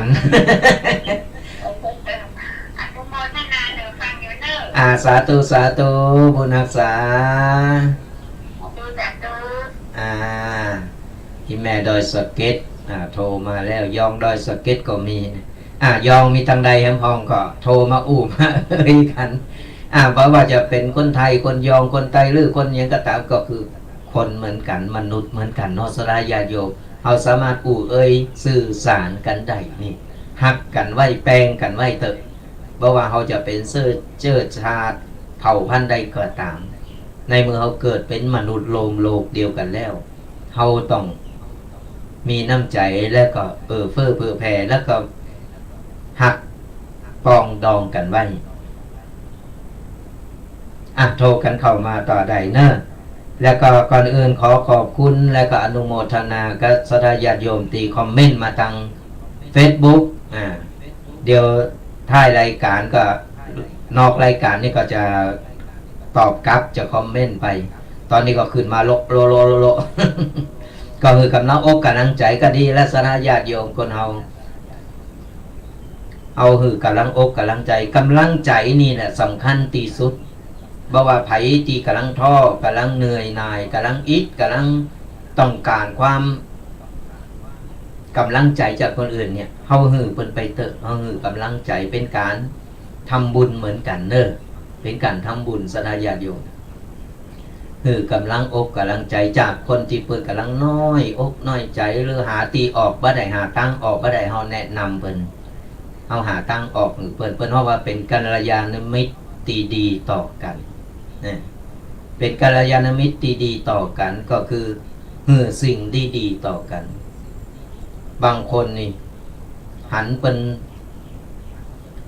ตกหันเป็นจมหันเป็นล่มก็ไปซ้ำเติมเปิ้นไปต่อว่าเปิ้นไปต่างๆนานาบัดนี้แยกนะศรัทธาญาติโยมเฮาช่วยเหลืออะหยังช่วยเหลือใดก็ช่วยเหลือไปช่วยเหลือหลายๆอย่างช่วยเหลือทางด้านจิตใจช่วยเหลือทางด้านปัจจัยกูสิ่งกูอย่างเฮาช่วยหยังใดเฮาช่วยไปเติมกำลังอกกำลังใจเพิ่นช่วยมีอย่างแบ่งปันกันไปบาดีหันคนล่มแล้วก็ไปข้ามไปซ้ำเติมไปว่าเปิ้นบางทีเปิ้นทำผิดข้างหนึ่งมันแก้ไขได้เฮาโอกาสเปิ้นบาดีจะไปซ้ำเติมหันให้เป็นให้หันให้ดูให้มันผิดมันอย่างอันมันต้องอย่างอันมันต้องอย่างอีมโนไปเองบางครั้งคนเฮามันมีเหตุจำเป็นเหมือนกันเปิ้นอาจจะมีเหตุผลอาจจะมีเหตุจำเป็นนะเปิ้นเฮาต้องโอกาสการโอกาสคนนี่เป็นเรื่องดีและเป็นบุญใหญ่โอกาสคนจากคนที่เปิ้นล่มจากคนที่เปิ้นด้อยโอกาสเฮาโอกาสเปิดโอกาสคือเปิ้นเนี่ยเฮาสร้างชีวิตคือเปิ้นนะสร้างชีวิตขึ้นมาแห่งชีวิตหนึ่งมันทำเฮาเนี่ยหันละปือทุกปีมีเรื่องเราฟังมีเรื่องเราเห็นแล้ว จากประสบการณ์นี่ศรัทธาญาติโยมก่อนจะฟังก็ระหว่างที่ไปก็โทรศัพท์เข้ามาได้เนอะศรัทธาญาติโยมโทรเข้ามาได้0826112245แล้วก็ระหว่างที่รอทุกปีก็จะไปเรื่อยๆการโอกาสของคนนี่จากประสบการณ์ทุกปีเคยไปช่วยเหลือคนหนึ่งเฮาก็ว่าจะว่าเป็นคนมีคนที่ว่าร่ำรวยอะไรอย่างแต่เฮาเป็นคนที่ว่าเฮารวยจิตรวยใจไปปะคนหนึ่งพ่อแม่ตายละตายหมดแล้วคนนี้ก็บ่เคยเรียนหนังสือก็บ่ได้บ่เคยเรียนหนังสือบ่เคยกลายเป็นคนเป็นห้องว่าเป็นคนที่ว่าไล่สินไล่ไม่ตอบก่อนตายพ่อแม่ก็ละของละอย่างไว้สุดท้ายมาก็โดยว่าบ่ได้เรียนหนังสือรับจ้างติดไปวันๆเพิ่นรับจ้างไหนก็ไปแล้วสุดท้ายเพิ่นมีงานก็เอาของเก่าน่ะไปขายกินหมดสุดท้ายเลย ขายตีขายตั้งหรือเพิ่นไอ้คนซื้อตีก็ฮู้ว่ามีตีอยู่แล้วก็เลยอาศัยเอาเฝ้าโซนนั่นน่ะจ้างเฝ้าโซนอยู่บ้านนั่นอยู่ไปอยู่มาก็มีไผดูแลให้หมออยู่คนเดียวน้ำไฟก็มีไปอาบน้ำในห้วยหนองคลองบึงได้กินพองบ่ได้กินพองตามอัตภาพของเพิ่นก็เลยว่ามาหันใส่ก็เลยด้วยความเอ็นดูสนะญาติโยมด้วยความเมตตาคนเขาบอกว่าจะไปยุ่งเนอะคนนี้นะมันขี่ลักขี่จกมันนี่ก็เข้ามาพิจารณาพอแล้วหับสายก่อนเนาะเจริญปอนได้สาเจ้าจากดังใดเสียงเจ้าชัดเจนดีประตูเชียงใหม่เจ้าประตูเชียงใหม่คนไหนคนอุทัยกันเจ้าคนไทยเจ้าคนไทยเนาะคุณโยมฟังอยู่ทุกวันหรือเปล่าจะเปิดฟังวันนี้เจ้าเพิ่งจะเปิดฟังวันนี้ฟังรู้เรื่องเหรอรู้เรื่องเจ้ารู้เรื่องเนาะมาอยู่ที่ไหนเชียงใหม่นานแล้วดิเจ้าเป็นไงฟังแล้วเป็นไงมั่งก็อยากจะถามว่าโยมใส่บาตรให้พ่อให้แม่แล้วพ่อแม่ได้รับไหมตอนเราใส่บาตรให้เราตั้งจิตอธิษฐานเขาเรียกว่าทางเหนือเพิ่นเรียกว่าจบเนาะจบอธิษฐานก่อนให้เราตั้งจิตอธิษฐานว่าบุญในครั้งนี้ที่ลูกทำนะขออานิสงส์ผลบุญนี้ไปถึงพ่อชื่อนั้นแม่ชื่อนั้นอะไรอย่างเงี้ยเนาะแล้วก็อธิษฐานไปพอเราใส่บาตรไปเรียบร้อยรับพรเสร็จตอนเรากรวดน้ำคุณโยมกรวดน้ำหรือเปล่ากรวดเจ้ากรวดน้ำก็กรวดน้ำไปก็ในระหว่างที่กรวดน้ำให้ตั้งจิตอธิษฐานว่าคุณพ่อชื่อนั้นคุณแม่ชื่อนี้วันนี้ลูกทำบุญให้นะอธิษฐานไปเลยบุญกุศลนั้นมันจะสื่อถึงคุณพ่อคุณแม่เขาได้รับโยมเจ้าก็ดีเราทำให้เขาทุกวันทำให้เขาไปนี้ก็บุญกุศลนี่ก็ไปถึงเขาให้เราชื่อนามสกุลของเขาทั้งของพ่อของแม่เนาะก็ในเมื่อเราทำแล้วเราสบายใจแล้วนั่นแหละบุญกุศลเกิดจากใจเราแล้วท่านได้รับแล้วมันก็ได้รับเจ้าท่านได้รับแล้วท่านก็เพราะบุญเกิดจากใจเราแล้วในเมื่อเราอธิษฐานไปแล้วอธิษฐานบอกกล่าวว่าให้ท่านมารับท่านก็มารับไปแล้วตอนเรากรวดน้ำนั่นแหละเจ้าแล้วโยมสวดมนต์ทุกวันนะโอ้ยดีทำให้ชีวิตเราดีลูกลูกสุมาเตออธิษฐานนะเจ้าอะไรนะได้ทานข้าวอธิษฐานแล้วก็สวดมนต์ทุกวันนี้จะดีกว่าเจ้าดีมากเลยดูพระพระเนรเขาจะเช้าเย็นเขาจะสวดมนต์เช้าเย็นทำวัดเช้าทำวัดเย็นการสวดมนต์นะโยมการสวดมนต์มันทำให้ชีวิตเราดีขึ้นนะมันมีระหว่างที่เราสวดมนต์เนี่ยให้เราท่องไปออกเสียงไปเลยเราไม่เห็นหรอกว่าลูกขะเทวดาหรือเทวดาหรือเจ้าที่เจ้าทางในบ้านเราเนี่ยเข้ามาร่วมอนุโมทนาบุญกับเราเขามานั่งอนุโมทนาบุญกับเรานะ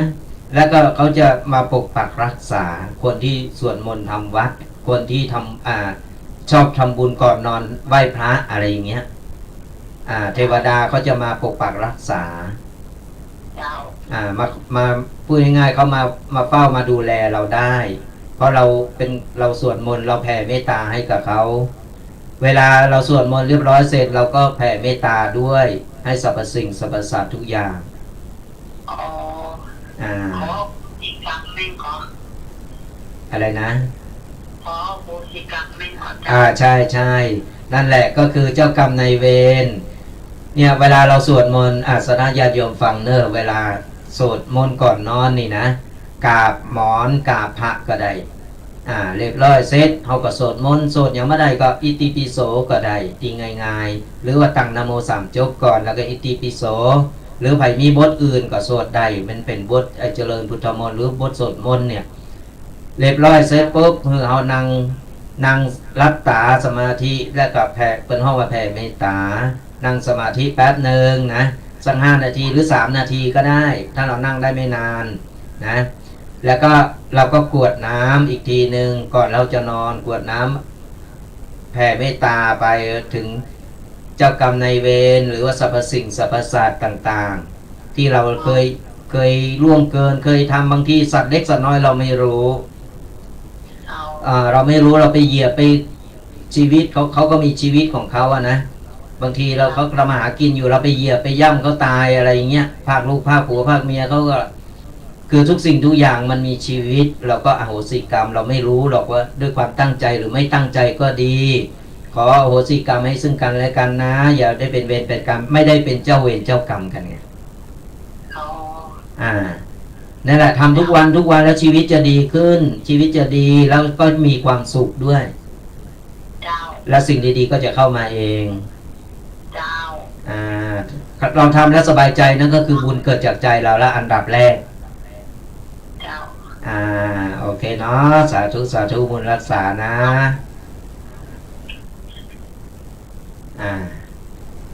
ผ่านไปการที่ทำบุญการที่ไหว้พระนี่สนะญาติโยมทั้งหลายการไหว้พระสวดมนต์ก่อนนอนเป็นเรื่องดีนะเอารับก็รับสบายเนี่ยเอาสบายสบายนอนรับมันต้องไปกังวลต้องไปอย่างนะตื่นมาเขาก็สดชื่น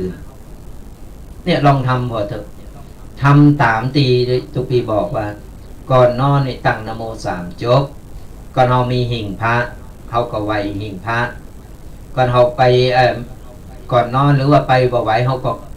กราบหมอนที่เขาหนุนน่ะกราบหมอนตั้งโหเสร็จปุ๊บก็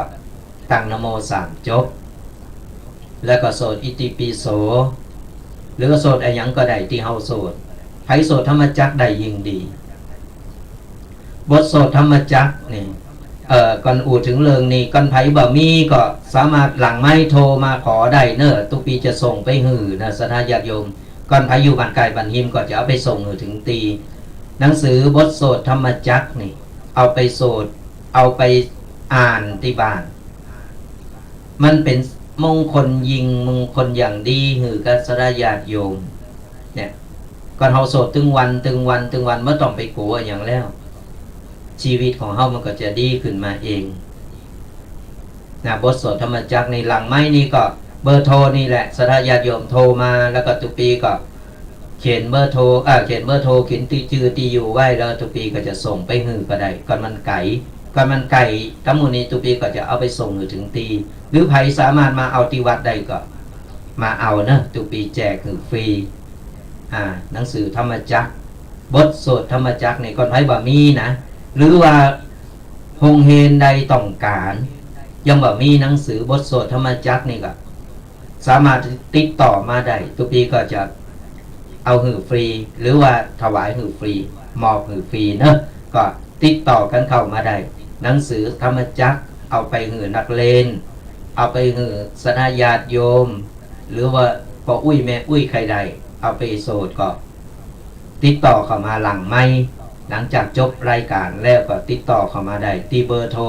0826112245ก็ติดต่อกันเข้ามาได้หลังไม่เนอะแต่หน้าไม่ตอนนี้ก็โทรเข้ามามากันได้พอตอนนี้ถามมาจองตอนนี้ทุกปีจดบัตรทัน เพราะว่าวันนี้กูหูไปอยู่ก็เลยใช้เดียวเพราะฉะนั้นแล้วใครสนใจหรือว่าโรงเรียนหรือว่าสำนักงานใดก็ตามที่ยื่นพนักงาน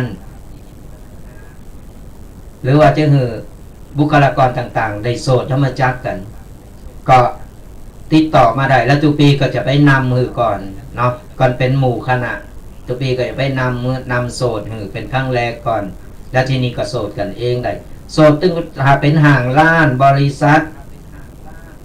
โสดตึงวันจะมีสิ่งดีๆเข้ามาเนอะหรือว่าโสดตามโรงเรียนตามยังก็ มันจะแคล้วขาดปลอดภัยกู้สิ่งกู้อย่างเพราะบทสวดธรรมจักรเป็นบทโสตีปฐมมาเลิกของการหือธรรมของพระสัมมาสัมพุทธเจ้าบทสวดธรรมจักรนี่นะมันมีพระคาถาหลายอันหลายอย่างอยู่ที่หันเพราะฉะนั้นแล้วเนี่ยวางๆจะเอามาฟังกันกำเริงว่าบทสวดธรรมจักรเนี่ยเป็นอย่างใดเพราะฉะนั้นแล้วไผบ่มีก็ติดต่อกันเข้ามาได้เนอะติดต่อก็เข้ามาหลังไม้ทุกปีก็จะมอบฟรีหรือไผสะดวกก็มาเอาที่วัดใดที่วัดโมงน้อยอำเภอป่าซางจังหวัดลำพูนนะก็โทรกันเข้ามาได้เรื่อยๆเนอะตอนนี้ไปถึงไหนแล้ว จะเล่าฟังอย่าบัดจบเถอะก่อนบัดจบนี่นอนบัดรับนะ ต้องโทรต้องหือจบก่อนถึงตอนตีว่าตุปีไปหันใส่คนนั้นก็รังเกียจคนนี้ก็รังงอนเนาะก็ประจายคนนี้มันขี่ลักขี่จกเนอะจะไปคบไปต้องไปช่วยอย่างมันตุปีก็มาพิจารณาพอแล้วก็เฮามาเกิดพอก็เปิ้นก็มีชีวิตเหมือนเฮาเปิ้นก็ใช้ชีวิตของเฮาเหมือนกันแต่ว่าเปิ้นบ่มีโอกาสเปิ้นบ่มีโอกาสแล้วเฮาจะเยี่ยงมือดีก็มานั่งไปกุมบาตรแล้วไปพระใส่เนาะเปิ้นก็ไปยืนเฝ้ายืนพอคนนั้นคนนี้มีตั้งชื่อของกินตัวปีก็เลยบิณฑบาตใดก็แบ่งของหรือเอาไปกินแล้วก็โจรไปแอวโจรมาแอวตีวัดก็มาถามสารทุกข์สุขดิบกันแต่หมู่ไอ้บ้านไก่บ้านหิมหมู่ทั้งหมู่บ้านนี่ก็มันบดีนะมันกี่ลักกี่ทุกข์เอาลองหือโอกาสเพิ่นต่อก็โดยตีว่าเยอะอย่างเพิ่นถึงกี่ลักกี่โจกเพิ่นมีเหตุผลของเพิ่นกันเหตุผลก็คือก็ไปรับจ้างก็บ่มีงานก็บ่มีรับจ้างไปวันๆเมินเพิ่นมาจ้างแต่ปากต้องมันต้องกินนะสถาญาติโยมมันต้องกินข้าววันตึงวันละ3 คาบแล้วมันจะไปอยู่ใดดิ้นรนเนี่ยมันต้องดิ้นรนต้องหาแต่โดยความบ่มีความรู้แล้วจะไปหาทั้งใดก็เลยต้องไปเสาะเป็นหน่อเป็นไม้เป็นพักไม้ใส่คือตามโซนตามนี่ของเปิ้นเนี่ยหน่อมีที่ไหนก็ไปไล่ตังของเปิ้นแล้วเอาไปขายเพื่อเอาเงินมาแลกเขาซื้อเขากินประทังชีวิตไปวันๆเนี่ยถึงบอกว่ามันมีตึงเหตุตึงผลเขาจะไปโดนตัดสินใจเปิ้นโดยตรงว่ามันบาดีมันตึงบาดีเยอะอย่างไรมันตึงบาดีมันบาดีเพราะว่าใจเขาอคติคนเฮาลองพอไปลึกๆลองหือโอกาสกันในเมื่อเฮาหือโอกาสแล้วเพิ่นยังมาแก่ตัวยังเหมือนเดิมอันนั้นมันเป็นสันดานมันติดไปแล้วเฮาต้องไปแก้ไขแล้วแต่ในเมื่อเฮาหือโอกาสแล้วในเมื่อเพิ่นกลับตัวกลับใจได้เฮาก็ต้องหือโอกาสก็เลยมาถามไปถามมาคนนั้นก็ห้ามคนนี้ก็ห้ามตัวพี่เลยตัดสินใจเอามาโบสถ์เลยมีเจ้าภาพบ่มีหยังเป็นหยังทุกปีมีหยังก็บอกบุญไปคนนั้นคนนี้ไปก็ให้ก็ห้อมกันมาสุดท้ายมาประเดี๋ยวเขาไปหาภาษาแล้วยังอยู่ก่อนเฮาไปหันก็เฮาก็ดีใจเฮาสร้างคนเป็นคนเนาะเฮาหือโอกาสคนมันเป็นอย่างอี้เนาะนี่แหละเรื่องจริงสระญาติโยมตึงวันยังอยู่นะเพิ่นก็บ่ได้ไปไหนเพิ่นก็เก็บกวาดลานวัดเพิ่นผิววัดเฝ้าวัดของเฮาจาดีเฮาไปทางใดก็ได้ถึงเวลาเพิ่นจัดการนั้นเพิ่นทำของเพิ่นเองจากหน้ามือเป็นหลังมือลองเฮามาหือโอกาสปล่อยปะละเลยคนนั้นก็จังคนไปทางใดคนนี้ก็จังหลาตำลามมีไผเอาแม้แต่พี่น้องก็บ่เอากันบัดเดียวมาเป็นโตเป็นตนไปทางใดคนก็กราบก็ไหวเพราะว่าเพิ่นปฏิบัติดี ปฏิบัติดีปฏิบัติชอบอยู่กับวัดก็เฝ้าวัดเฝ้าว่าวัดเพ่งลึ่งกับฝีมือของเปิ้นเนี่ยก่อนเฮาหือโอกาสคนลองหือโอกาสจะไปซ้ำเติมคนที่เปิ้นกำลังล่มเพราะว่าเปิ้นก็อยากจะดิ้นรนเหมือนกันแต่มันแบบมีทางออกก่อนเฮาไปเป็นกัลยาณมิตรดีๆไปแนะนำไปหือโอกาสเปิ้นเฮาสร้างคนขึ้นมาถึงคนสร้างชีวิตขึ้นมาใหม่ครับชีวิตหนึ่งลองเฮาก็หือโอกาสป่านนี้ไปอยู่ในติดคุกเพราะมันมีทางออกก็ต้องไปเลยเปื่อยมีไผคอยดูแลมีไผคอยแนะนำคอยปกป้องที่เฮามาอู่นี้มาเล่าสู่มันเป็นประสบการณ์จริงและเป็นเรื่องจริงคือสถาญาติโยมลองมากึดพอเถอะว่าเนี่ยการที่เฮาถึงบอกว่าต้องเป็นกัลยาณมิตรดีๆต่อกันต้องมีอย่างช่วยเหลือเฟื้อเผื่อแผ่กันเพราะชีวิตทุกชีวิตมันหักชีวิตกันเหมือนกันหมดชีวิตเปิ้นชีวิตเฮาชีวิตเดียวกันเหมือนกันเฮาหักชีวิตเปิ้นก็หักชีวิตเพราะฉะนั้นเฮาให้โอกาสซึ่งกันและกันในมือเฮาให้โอกาสแล้วเปิ้นยังบ่ปรับตัวก็ปล่อยเป็นเรื่องของเปิ้นเนี่ยวันนี้ได้เอามาเล่าสู่กันฟังยังมีเวลาเหลืออยู่นะสาธุญาติโยมไปฟังแล้วเคิ่มแล้วน้ำตาไหลตัวนะวันนี้เอาเรื่องตีแบบสะกิดใจมาหลายเรื่องมาอู่สาธุญาติโยมได้ฟังกันเพราะมันเป็นประสบการณ์จริงและเกิดขึ้นจริงก็โทรกันมาได้นะสาธุญาติโยม0826112245โทรกันมาอู่มามาฮื้อกำลังอกกำลังใจกันวันนี้อยู่คนตนเดียวเป็นว่างอมวะตู้เจ้าก็งอมวะสาธุญาติโยมก็งอมมาอู่มาอู่โอโหโมนกันเนอะสาธุญาติโยมมาเล่าสู่กันฟัง0826112245ก็จะได้มาเป็นกูเป็นกีมกันทุกๆวันเสาร์วันติดประเดี๋ยวเพิ่มมาเป็นวันติดแห่งวัน2วันติดกันเนอะสาธุญาติโยม2วันติดกันเสาร์ติดตั้งแต่หลังเคารพธงชาติไปแล้วตั้งแต่8 โมงถึง10 โมง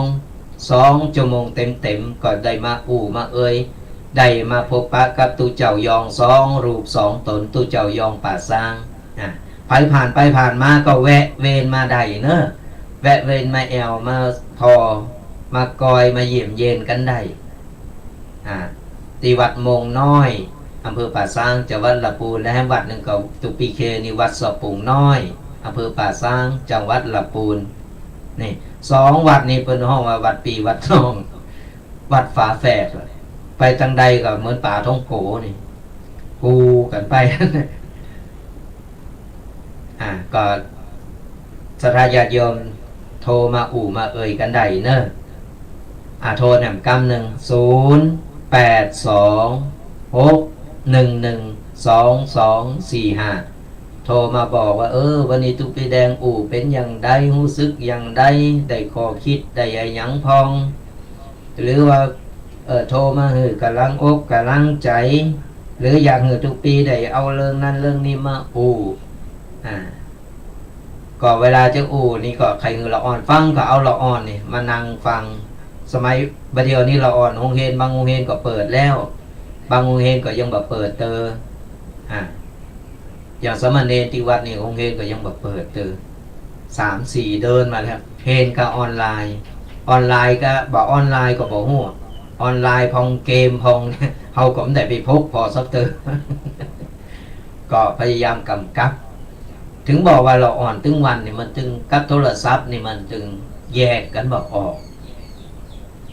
มันถึงแยกกันบ่ออกได้นะไปทางใดเวลาไปเป็นภาวิยากรไปบรรยายไปอบรมละอ่อนตามที่ต่างๆตามครูหรือผู้ปกครองจะเน้นมาแล้วพระอาจารย์ไปลืมเรื่องโทรศัพท์เนอะไปลืมเรื่องเกมเนอะคือเฮาบรรยายจนปากยืนปอเป๊กปอแจกก็เพราะเกมเพราะ อ้โทรศัพท์นี่แต่เฮาก็ต้องห้ามมันบ่ได้ขนาดพ่อแม่อยู่บ้านเฝ้าอยู่ก็งกยังห้ามบ่ได้อีกแต่เฮาไปแนะนำเฮาไปบอกบาปบุญคุณโทษอย่างที่ว่านะบาปบุญคุณโทษมันกูสิ่งกูอย่างมันเป็นดาบสองคมมันมีหันหมดอ่ะใจในทางที่ดีมันก็ดีใจในทางที่บ่ดีมันก็บ่ดีอย่างเป็นข่าวว่าถึงวันบางทีใจโทรศัพท์เนี่ย ไปจับโจรหรือคนมาฆ่าตัวเก่าก็มีอย่าบางทีใจโทรศัพท์เนี่ยถ้ามือตัวเก่าได้เจริญรุ่งเรืองขึ้นมาก็ดีอย่ามันมีสปะอยู่ที่ว่าเขาจะใจแบบไหนถามว่าดีก็เทคโนโลยีสมัยบัดเดียวมันเข้ามาดีเพราะอย่างก็ยังบัดเดียวเนี่ยทุกปีก็ต้องหือสนาญาติโยมมาที่วัดหรือว่าทุกปีก็ต้องเอาไปหาสนาญาติโยมที่วัดใจสื่อสารเนี่ยว่าหันโตหรือหันโตบางคนมีโทรศัพท์กับพอหน้าหันกันบางคนฟังวิทยุก็ได้ยินเสียงก็หู้จักมักจีกันทุกปีแดงวัดมงน้อยทุกปีแดงวัดมงน้อยหู้จักหู้จีกันเนี่ยไผอยู่ตั้งใดเฮาก็ได้หู้ได้หันกันเนี่ยเปิ้นพัฒนาและเฮาก็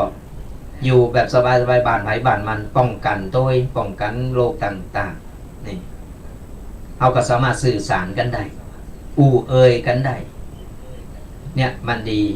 รับสายก่อนนะเจริญปอนอ๋อขอโทษครับโทษทีครับ โทรผิดเหรอโอเคเป็นยังแบบไปโทรผิดบ่อยนะ เป็นมาอย่างใดเนี่ยว่าโทรผิด เนี่ยสนาญาติโยมทั้งหลายถึงบอกว่าเฮาปรับทัศนคติของเฮาให้ใหม่บางครั้งเราอ่อนมันมีเฮาก็ปล่อยมันปล่อยมันแต่เฮาพยายามควบคุมแล้วก็แนะนำว่าบาปบุญคุณโทษหรือว่าดีบ่ดีอย่างใดแยกคือเราอ่อนแยกคือถูกก็เอาใจในการที่ศึกษาในการที่เรื่องคือความรู้ในการต่างๆในการเรียนรู้อย่างประเดี๋ยวนี้เราอ่อนมันเข้าซูมเรียนออนไลน์มันก็สะดวกพ่อแม่อยู่ในสายตาของพ่อของแม่ของพี่ของน้องแต่ถ้าเราอ่อนตั้งใจเห็นตามคู่ตามนี้มันก็ดีป้องกันโควิดต่างๆโดยบ่ได้ไปเสงหันเสงนี่แต่ยังมันเต็มร้อยมันบ่เต็มแต่ว่ามันก็ยังดีเราอ่อนได้ยังได้เห็นหู้อยู่แต่ต้องควบคุมเนอะก่อนว่าควบคุมนี่มันแวบเดียวมันหันเฮาเตียวหนีมันเล่นเกมต่อ รับสายกันนะเจริญปอนขอนมัสการครับเจริญปอนจากไหน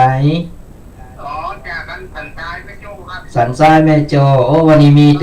ทวบุตรมาตอนเดียวผมถามว่าพวกเราที่เพิ่นเขาโอกาสและบัดสำนึกตัวที่ง่ายอย่างไรเนี่ยก็คือโอกาสแล้วบัดสำนึกโตฮะตรงเสียจามเสียแล้วก็ยังมีรักเล็กอำนวยน้อยเลยนี่ง่ายอย่างไรเนี่ยโอกาสแล้วสังคมโอกาสแค่ดีแล้วต้องปัญหาอันนั้นมันติดเป็นนิสัยของเปิ้นเนาะมันติดเป็นมันติดอย่างถ้าเรารู้ว่าต้องให้โอกาสมันให้โอกาสในเมื่อเฮาให้โอกาสแล้วครั้ง2ครั้งก็ยังเหมือนเดิม3ครั้งก็ยังเหมือนเดิมที่นี่เฮาก็ต้องเอาไปฝึกไปอบรมไปปรับทัศนคติของเปิ้นให้ใหม่ถ้าเป็นละอ่อนมันก็ยังปรับได้อยู่ก็คือเฮาถ้าเป็นคนใหญ่เนี่ยมันก็ยากหน่อยแต่มันติดเป็นนิสัยของเปิ้นแล้วถ้าเป็นอย่างอั้นนะมันเป็นอย่างอั้นแต่ว่าเฮาก็พยายามใกล้ชิดแล้วก็ดูแลเปิ้นแล้วก็พยายามแยกแยะถ้าเป็นละอ่อนเฮาแยกแยะว่าอันนี้มันดีอันนี้บ่ดีประสบการณ์เคยมาแล้วเป็นอย่างไรเนี่ยเฮาก็พยายามสื่อสารพยายามบอกเปิ้นเนาะเราครับถ้ามันเป็นลูกเป็นหลานเฮาแล้วก็ถ้ามันยังนี่อยู่ถ้ามันบ่ไหวแต้ๆเฮาก็ต้องหือเปิ้นหาประสบการณ์ของเปิ้นก็คือปล่อยไปตามกรรมของเปิ้นเนี่ยคือโอกาสลักษณะจะไป2 เดือน 3 เดือนมันรักเล็กอำนวยน้อยอยู่เนี่ย อ่า มันยามเนอะมันคนเฮาบางครั้งมันยาม มันยามแล้วก็มันก็เลยกลายไปติดเป็นนิสัยไปเหเป็นนิสัย มันเป็นนิสัยคืออุยสุมาเด้อเพิ่นเฮาว่ามันติดเป็นสันดานสันร้อนนี่มันคุดได้แต่สันดานมันคุดบ่ได้แต่เฮาต้องพยายามปลูกฝังในสิ่งดีๆหือเปิ้นฮู้ว่าบาปบุญคุณโทษเอาพยายามปลูกฝังไปติ๊กๆและก็ก่อนอ่านก่อนหือในมือเปิ้นอยู่กับเฮาเนี่ยเปิ้นยังมีหลักเล็กขโมยน้อยอยู่หรือเปิ้นเปิ้นไปอยู่กับคนที่ว่าดูแลเปิ้นได้อย่างสมมุติว่าถ้าเป็นละอ่อนอยู่เอาไปควบคุมอยู่กับไปอันที่เปิ้นอบรมที่เปิ้นอบรมเนี่ยแล้วก็เปิ้นดัดสันดานอู่ซื่อๆเปิ้นดัดแล้วก็เปิ้นจะเริ่มฮู้แล้วเริ่มเป็นนิสัยไปก่อนเอามาอยู่กับเฮาอยู่เปิ้นตึงโกก่อนยิงคนฮู้จักเป็นลูกเป็นหลานกันยิงสมายสมบักโกเพราะฉะนั้นแล้วเนี่ยเฮาก็เปิ้นไปอยู่หันตีนึงตีที่สมควรอย่างสมมุติว่าถ้าเป็นละอ่อนเอาไปดัดสันดานไปโบสถ์ไปหือทุเจ้าปาเนนหือคนอื่นเนี่ยเปิ้นควบคุมดูแลกำหนึ่งเพราะว่าก่อนอยู่กับคนอื่นเปิ้นอาจจะโกก่อนอยู่กับเฮาเปิ้นโกดูก่อนเปิ้นลืดทีแล้ว คนมันลืดทีแล้วมันอยู่กับเฮามันโกมันก็ทำต่อแต่ลองไปอยู่กับคนอื่นเปิ้นอาจจะโกอาจจะเป็นใจก็ได้แต่ในเมื่อเราบ่ไหวแต้ๆก็ตามเวรตามกรรม พอมันหูจะยืงแล้วมันกรรมเพิ่นมาอย่างนั้นแล้วเพิ่นก็จะรับกรรมของเพิ่นเองเนาะสาธุบุญรักษาเนี่ยมันติดเป็นสันเพิ่นเฮาว่าสันดอนคุดใดสันดานมันติดเป็นสันดานแล้วมันถึงแก่ยากเพราะฉะนั้นแล้วเนี่ยลองแห่งข้างสุดท้ายในมือเป็นลูกเป็นหลานเฮาเอาไปฝากคนที่เพิ่นสามารถดูแลได้อย่างเช่นว่าลองไปปรับพฤติกรรมโดยการลองไปโบสถ์ปุ๊บเนี่ยจะมีตูเจ้าพระเนรพระปีเล่งเพิ่นจะคอยดูแลสอดส่องดูแลเพิ่นก็จะเกิดความบักกาเกิดความโกรธเพราะว่าถ้าโบสถ์นุ่งผ้าเหลืองไปปุ๊บพระวินัยเพิ่นมีบังคับอยู่แล้วการลักเล็กขโมยน้อยการอย่างการอยู่โซนร่มอย่างใดก็คนอื่นเพิ่นจะมาคอยดูแลคอยอบรมและจะมีพระวินัยของพระสงฆ์นี่คอยกำกับถ้าผิดปุ๊บจะมีอย่างใดเนี่ยเปิ้นก็จะอาจ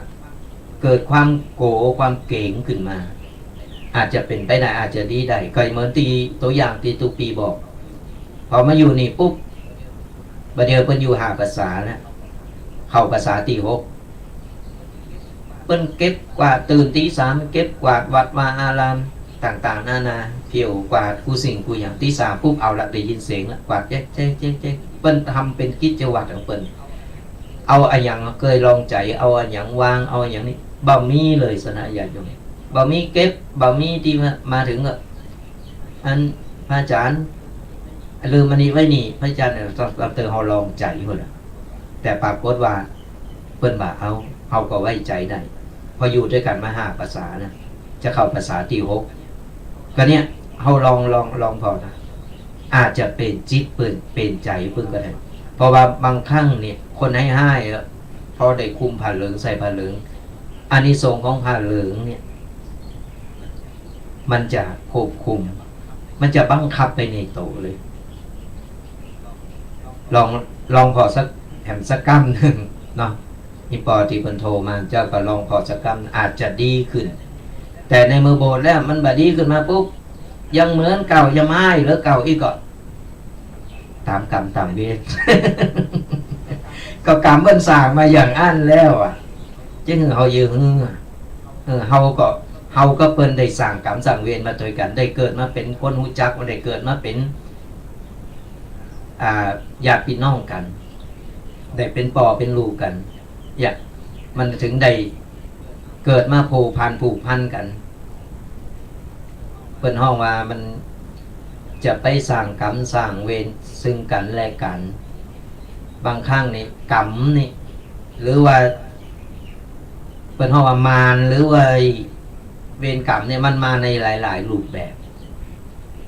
มารูปแบบเป็นคนมารูปแบบเฮาบ่ฮู้ าบ่ฮู้โตมาแบบเฮาบ่หันหรือว่าต่างๆนั่นน่ะนั่นเพิ่นเฮาว่าเวรกรรมหรือกรรมเวรหรือว่าเจ้ากรรมนายเวรนั่นเองบางคนมาในรูปแบบของเคยอู่ไปแล้วหลายเดินแล้วมาในรูปแบบของโผเมนี่ใหม่ๆก็ฮักกันดีตอนหลังมาปุ๊บโผแก้วเมโคดตบตีกันสุดท้ายแยกร่างกันไปบางคนก็มาในรูปของโผเมแล้วก็ฆ่ากันแทงกันบางคนก็มาในรูปของปอแม่ในรูปของเป็นลูกเป็นหลานเป็นปีเป็นน้องเป็นต่างๆนั่นนะนี่แหละเจ้ากรรมนายเวรมันมีกูจองมีกูตีกูตางเฮาบ่หันโตแต่มันมาในรูปแบบหันโตก็คือเป็นคนนี่สังเกตบอกง่ายๆนะบางคนบอกฮู้จักกันเลยบ่เคยฮู้จักกันเลยนะแค่ได้ยินชื่อได้ยินหันหน้าจ้ะแค่หันหน้าหรือได้ยินชื่อท่านจังนี่เปิดจังเข้ากระดูกดำก็ฮู้จังกันอย่างล้ำเหลือทั้งด้านเดียวบ่เคยฮู้จักกันเลยมันมีนะสมเตอจังกันนี่พอทูมันถึงหันหน้าหันโหซอยเลยลบท้ายซอยคุณมันถึงไข่ปะหน้าปะตากันเนี่ยเจ้ากรรมนายเวรพอจับที่แล้วได้สั่งได้ทำกันไว้มันมีหนักหลายที่จะได้เอามาอู่มาเล่ากันใช่ไหมโอ้มันสปะสเปดคนเฮาได้ฟังได้ฮู้เฮาก็จะได้ว่าอย่างน้อยเฮาได้ฮู้แล้วเป็นภูมิคุ้มกันเฮาแล้วเฮาก็จะได้ประมาทในการใช้ชีวิตอาละสระญาติโยมทั้งหลายยังเหลือเวลา10 นาทีสระญาติโยมกันจะโทรมาอู่มาก็ยังมีเวลาแหม10 นาทีสระญาติโยมโทรมาคือกำลังใจมาอู่มากันวันนี้ทุกปีได้เอามาอู่หลายอันหลายอย่างเป็นปกิณกะธรรมะหือข้อคิดหือสาระต่างๆหือข้อคิดกสระญาติโยมกันลองเอาไปฟังแล้วกลับไปพินิจพิจารณานำไปปรับใจปรับปรุงปรับใจกับชีวิตของเฮาก็จะได้ว่าใจชีวิตแบบมีความหมายแบบกุ้มค่าบาเสจาติเราได้เกิดมาเป็นมนุษย์โทรกันเข้ามาได้นะ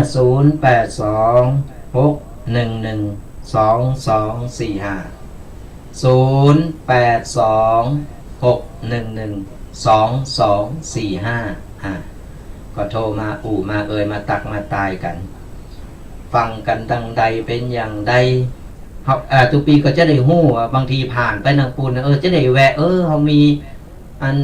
แฟนรายการอยู่ทั้งนี้เนอะเฮามี FC อยู่นี่เนอะบางทีแวะไปไปแอวไปหาจะได้บางทีเล่งเพลงสักมือนึงเนี่ย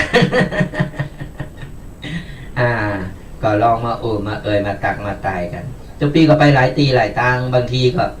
คนนิมนต์ไปเป็นปวิยากรไปบรรยายละอ่อนตามตีต่างๆพดแผ่วเชียงไฮ้บนสถานีไปหลายตีหลายทางเนี่ยก็ก่อนอื่นก็ขอบอกสนะญาติโยมว่าไผที่ต้องการหนังสือบทสวดธรรมจักรกับปวัตนสูตรนี่นะก่อนไผใครใดก็สามารถติดต่อมาได้หลังรายการแล้วก็ติดต่อมาจะเป็น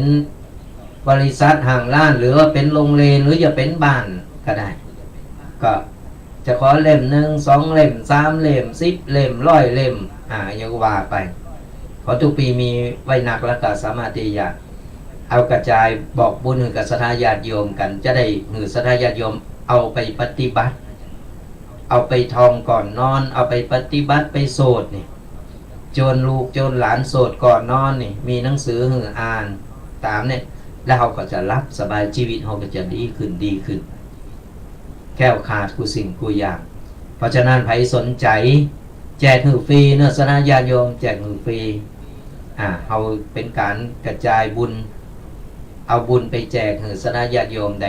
หันสนะญาติโยมโสดกันทุกปีก็จืนใจใดจะได้บุญไปในโตด้วยเป็นตูเจ้าก็สั่งส่งบุญเหมือนกันนะ พยายามทำอย่างก็ได้ที่เป็นบุญเป็นกุศล แล้วก็หากศรัทธาญาติโยมเนี่ยสนใจหรือว่าจะอู่หลังไม้นี่มีอย่างก็ปรึกษาได้เนอะโทรมาเบอร์นี้ก็ได้เบอร์หน้าไม้นี่แต่โทรตอนหลังไม้นะเพราะว่าหลังไม้เขามีโอกาสได้อู่กันยาวแต่วันนี้ก็หลังจากที่ออกจากรายการแล้วเดี๋ยวบ่ายโมงทุกปีก็จะเข้าซูมในการประชุมกันแหมละก็ไม่ได้ไปไหนเนาะ นั่งเข้าซูมประชุมคณะสงฆ์กันเกี่ยวกับพระนิเทศนะก็นี่แหละตุเจ้ามันจะอยู่บ่ได้นะศรัทธาญาติโยมเป็นความคิดที่ใหม่ว่าตุเจ้าคงกังงางอยู่กับวัดกับว่าผมหูจักไปหาไปอย่างที่ไหนเผื่อตุเจ้าออกไปต้องนอกว่าตุเจ้ามื้อนี้เอลดีหรอบึดกับไปหันบึดกับไปนี่นะบัดนี้ว่าเป็นให้ใหม่นะเป็นทัศนคติให้ใหม่นี่วันนี้อยู่วัดวันคำจัดรายการเสร็จเดี๋ยวเข้าซูมประชุมคณะสงฆ์ภาคเหนือแหมแล้ววันปูก็ต้องไปสอนละอ่อนแหมนี่เนี่ยมันเป็นอย่างอี้เนี่ยเพิ่นห้องมาทางไผ่ต่างมันต่างของตู้เจ้าเพิ่นก็มีการมีงานของเพิ่นศรัทธาญาติโยมก็ทำมาหากินสอบว่าหากินกันไปก็ตามต่างตามแนวต่างของแต่ละคนเพราะฉะนั้นบัดนี้ไปว่าบัดนี้ไปสอดส่องไปติฉินนินทาไปว่าให้คนนั้นคนนี้เฮาเอาโตเฮาพัฒนาโตของเฮาปรับทัศนคติในโตของเฮาดีกว่าแล้วเฮาก็สบายใจเฮาบ่เป็นตุกตัวเนี่ยฝากเพื่อศรัทธาญาติโยมลองนำไปเป็นข้อคิดนำไปปรับใจกับชีวิตของเฮาเนี่ยหรือบางคนที่เพิ่นทำดีแล้วเฮาก็ดีอนุโมทนาบุญกับเพิ่นทำโตดีโอ้ล่มหายตายจากไปเปิ้นก็ยังมีจือมีเสียงมีหูภาพมีอะไรอย่างไว้หือเฮาสรรเสริญเยื่นยอหือลูกหลานได้สรรเสริญเยื่นยอได้ชื่นชมในคุณงามความดีบ่ใจตายไว้ลมหายตายจากไปเปิ้นแจงเปิ้นจะตายก็ดีไปตายเนี่ยก็ไป ดีละที่มันตายมันบ่ใจอย่างนั้นเพราะฉะนั้นมันต้องไปนี่เนอะศรัทธาญาติโยมสร้างคุณงามความดีเอาไว้หนักบุญงามคุณงามความดีไผตึงมาป่นมาจีไผตึงมาชิงมาลูของเขาไปได้หรอกไผทำก็คนนั้นได้ไผบ่ทำก็คนนั้นก็บ่ได้กันไผใครได้บุญกุศลบ่มีขายกันไผใครได้ก็ต้องทำเอง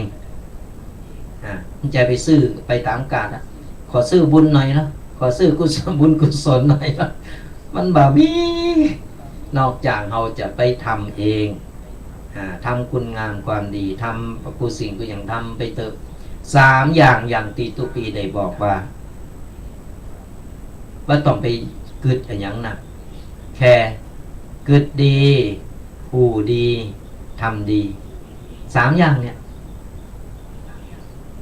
อยู่ที่บ้านเขาก็ได้บุญอยู่ไหนเขาก็ได้บุญเพราะเขากึดดีเขาไปเบียดเบียนไผบ่ไปใส่ร้ายไผเฮาเกิดดีเฮาทำของเฮาดีเฮาอู่ดีเจ้าเอียบุญกุศลก็เกิดเอาละสุดท้ายนี่ทุกปีก็หมดเวลาเลย5 นาทีก็จะปั่นป้อนศรัทธาญาติโยมที่กำลังฟังตั้งอกตั้งใจฟังกันหรือว่าพอย้อนหลังได้ช่อง YouTube หรือว่า Facebook ก็ตาม Facebook ก็ของ Facebook ของตุปีแดงของตุปีเคก็สามารถที่เข้าไปพอได้ย้อนหลังหรือเปิดถือลูกของหลานได้ก็ขออนุโมทนาบุญกับศรัทธาญาติโยมที่เพิ่นแชร์กดไลค์กดแชร์และคอมเมนต์มาทาง Facebook ก็เดี๋ยวสักกรรมจะตุปีก็จะได้กดไลค์กดตอบไปตามที่คอมเมนต์ต่างๆเนาะเอาละสุดท้ายนี้ก็ขอศรัทธาญาติโยมจูคนจงหายทุกข์หายโศกหายโรคหายภัยหายเจ็บหายไข้นึกหวังสิ่งใดก็ขอให้สมปรารถนากุสิ่งอุปการนึกเงินก็ขอให้ได้เงินนึกทองก็ขอให้ได้ทองขอให้เงินทองไหลมาเทมาขอให้เงินต่อเงินทำการงานใดๆก็ขอให้เจริญก้าวหน้าจะกล้าจะขายก็ขอให้ได้กำไรดีๆทำให้ทำโสนก็ได้ผลผลิตดีๆ ขอให้จุผู้จุคนจงอยู่ดีมีสุขโจกดีมีสุขกันจุผลเนอขอเจริญพร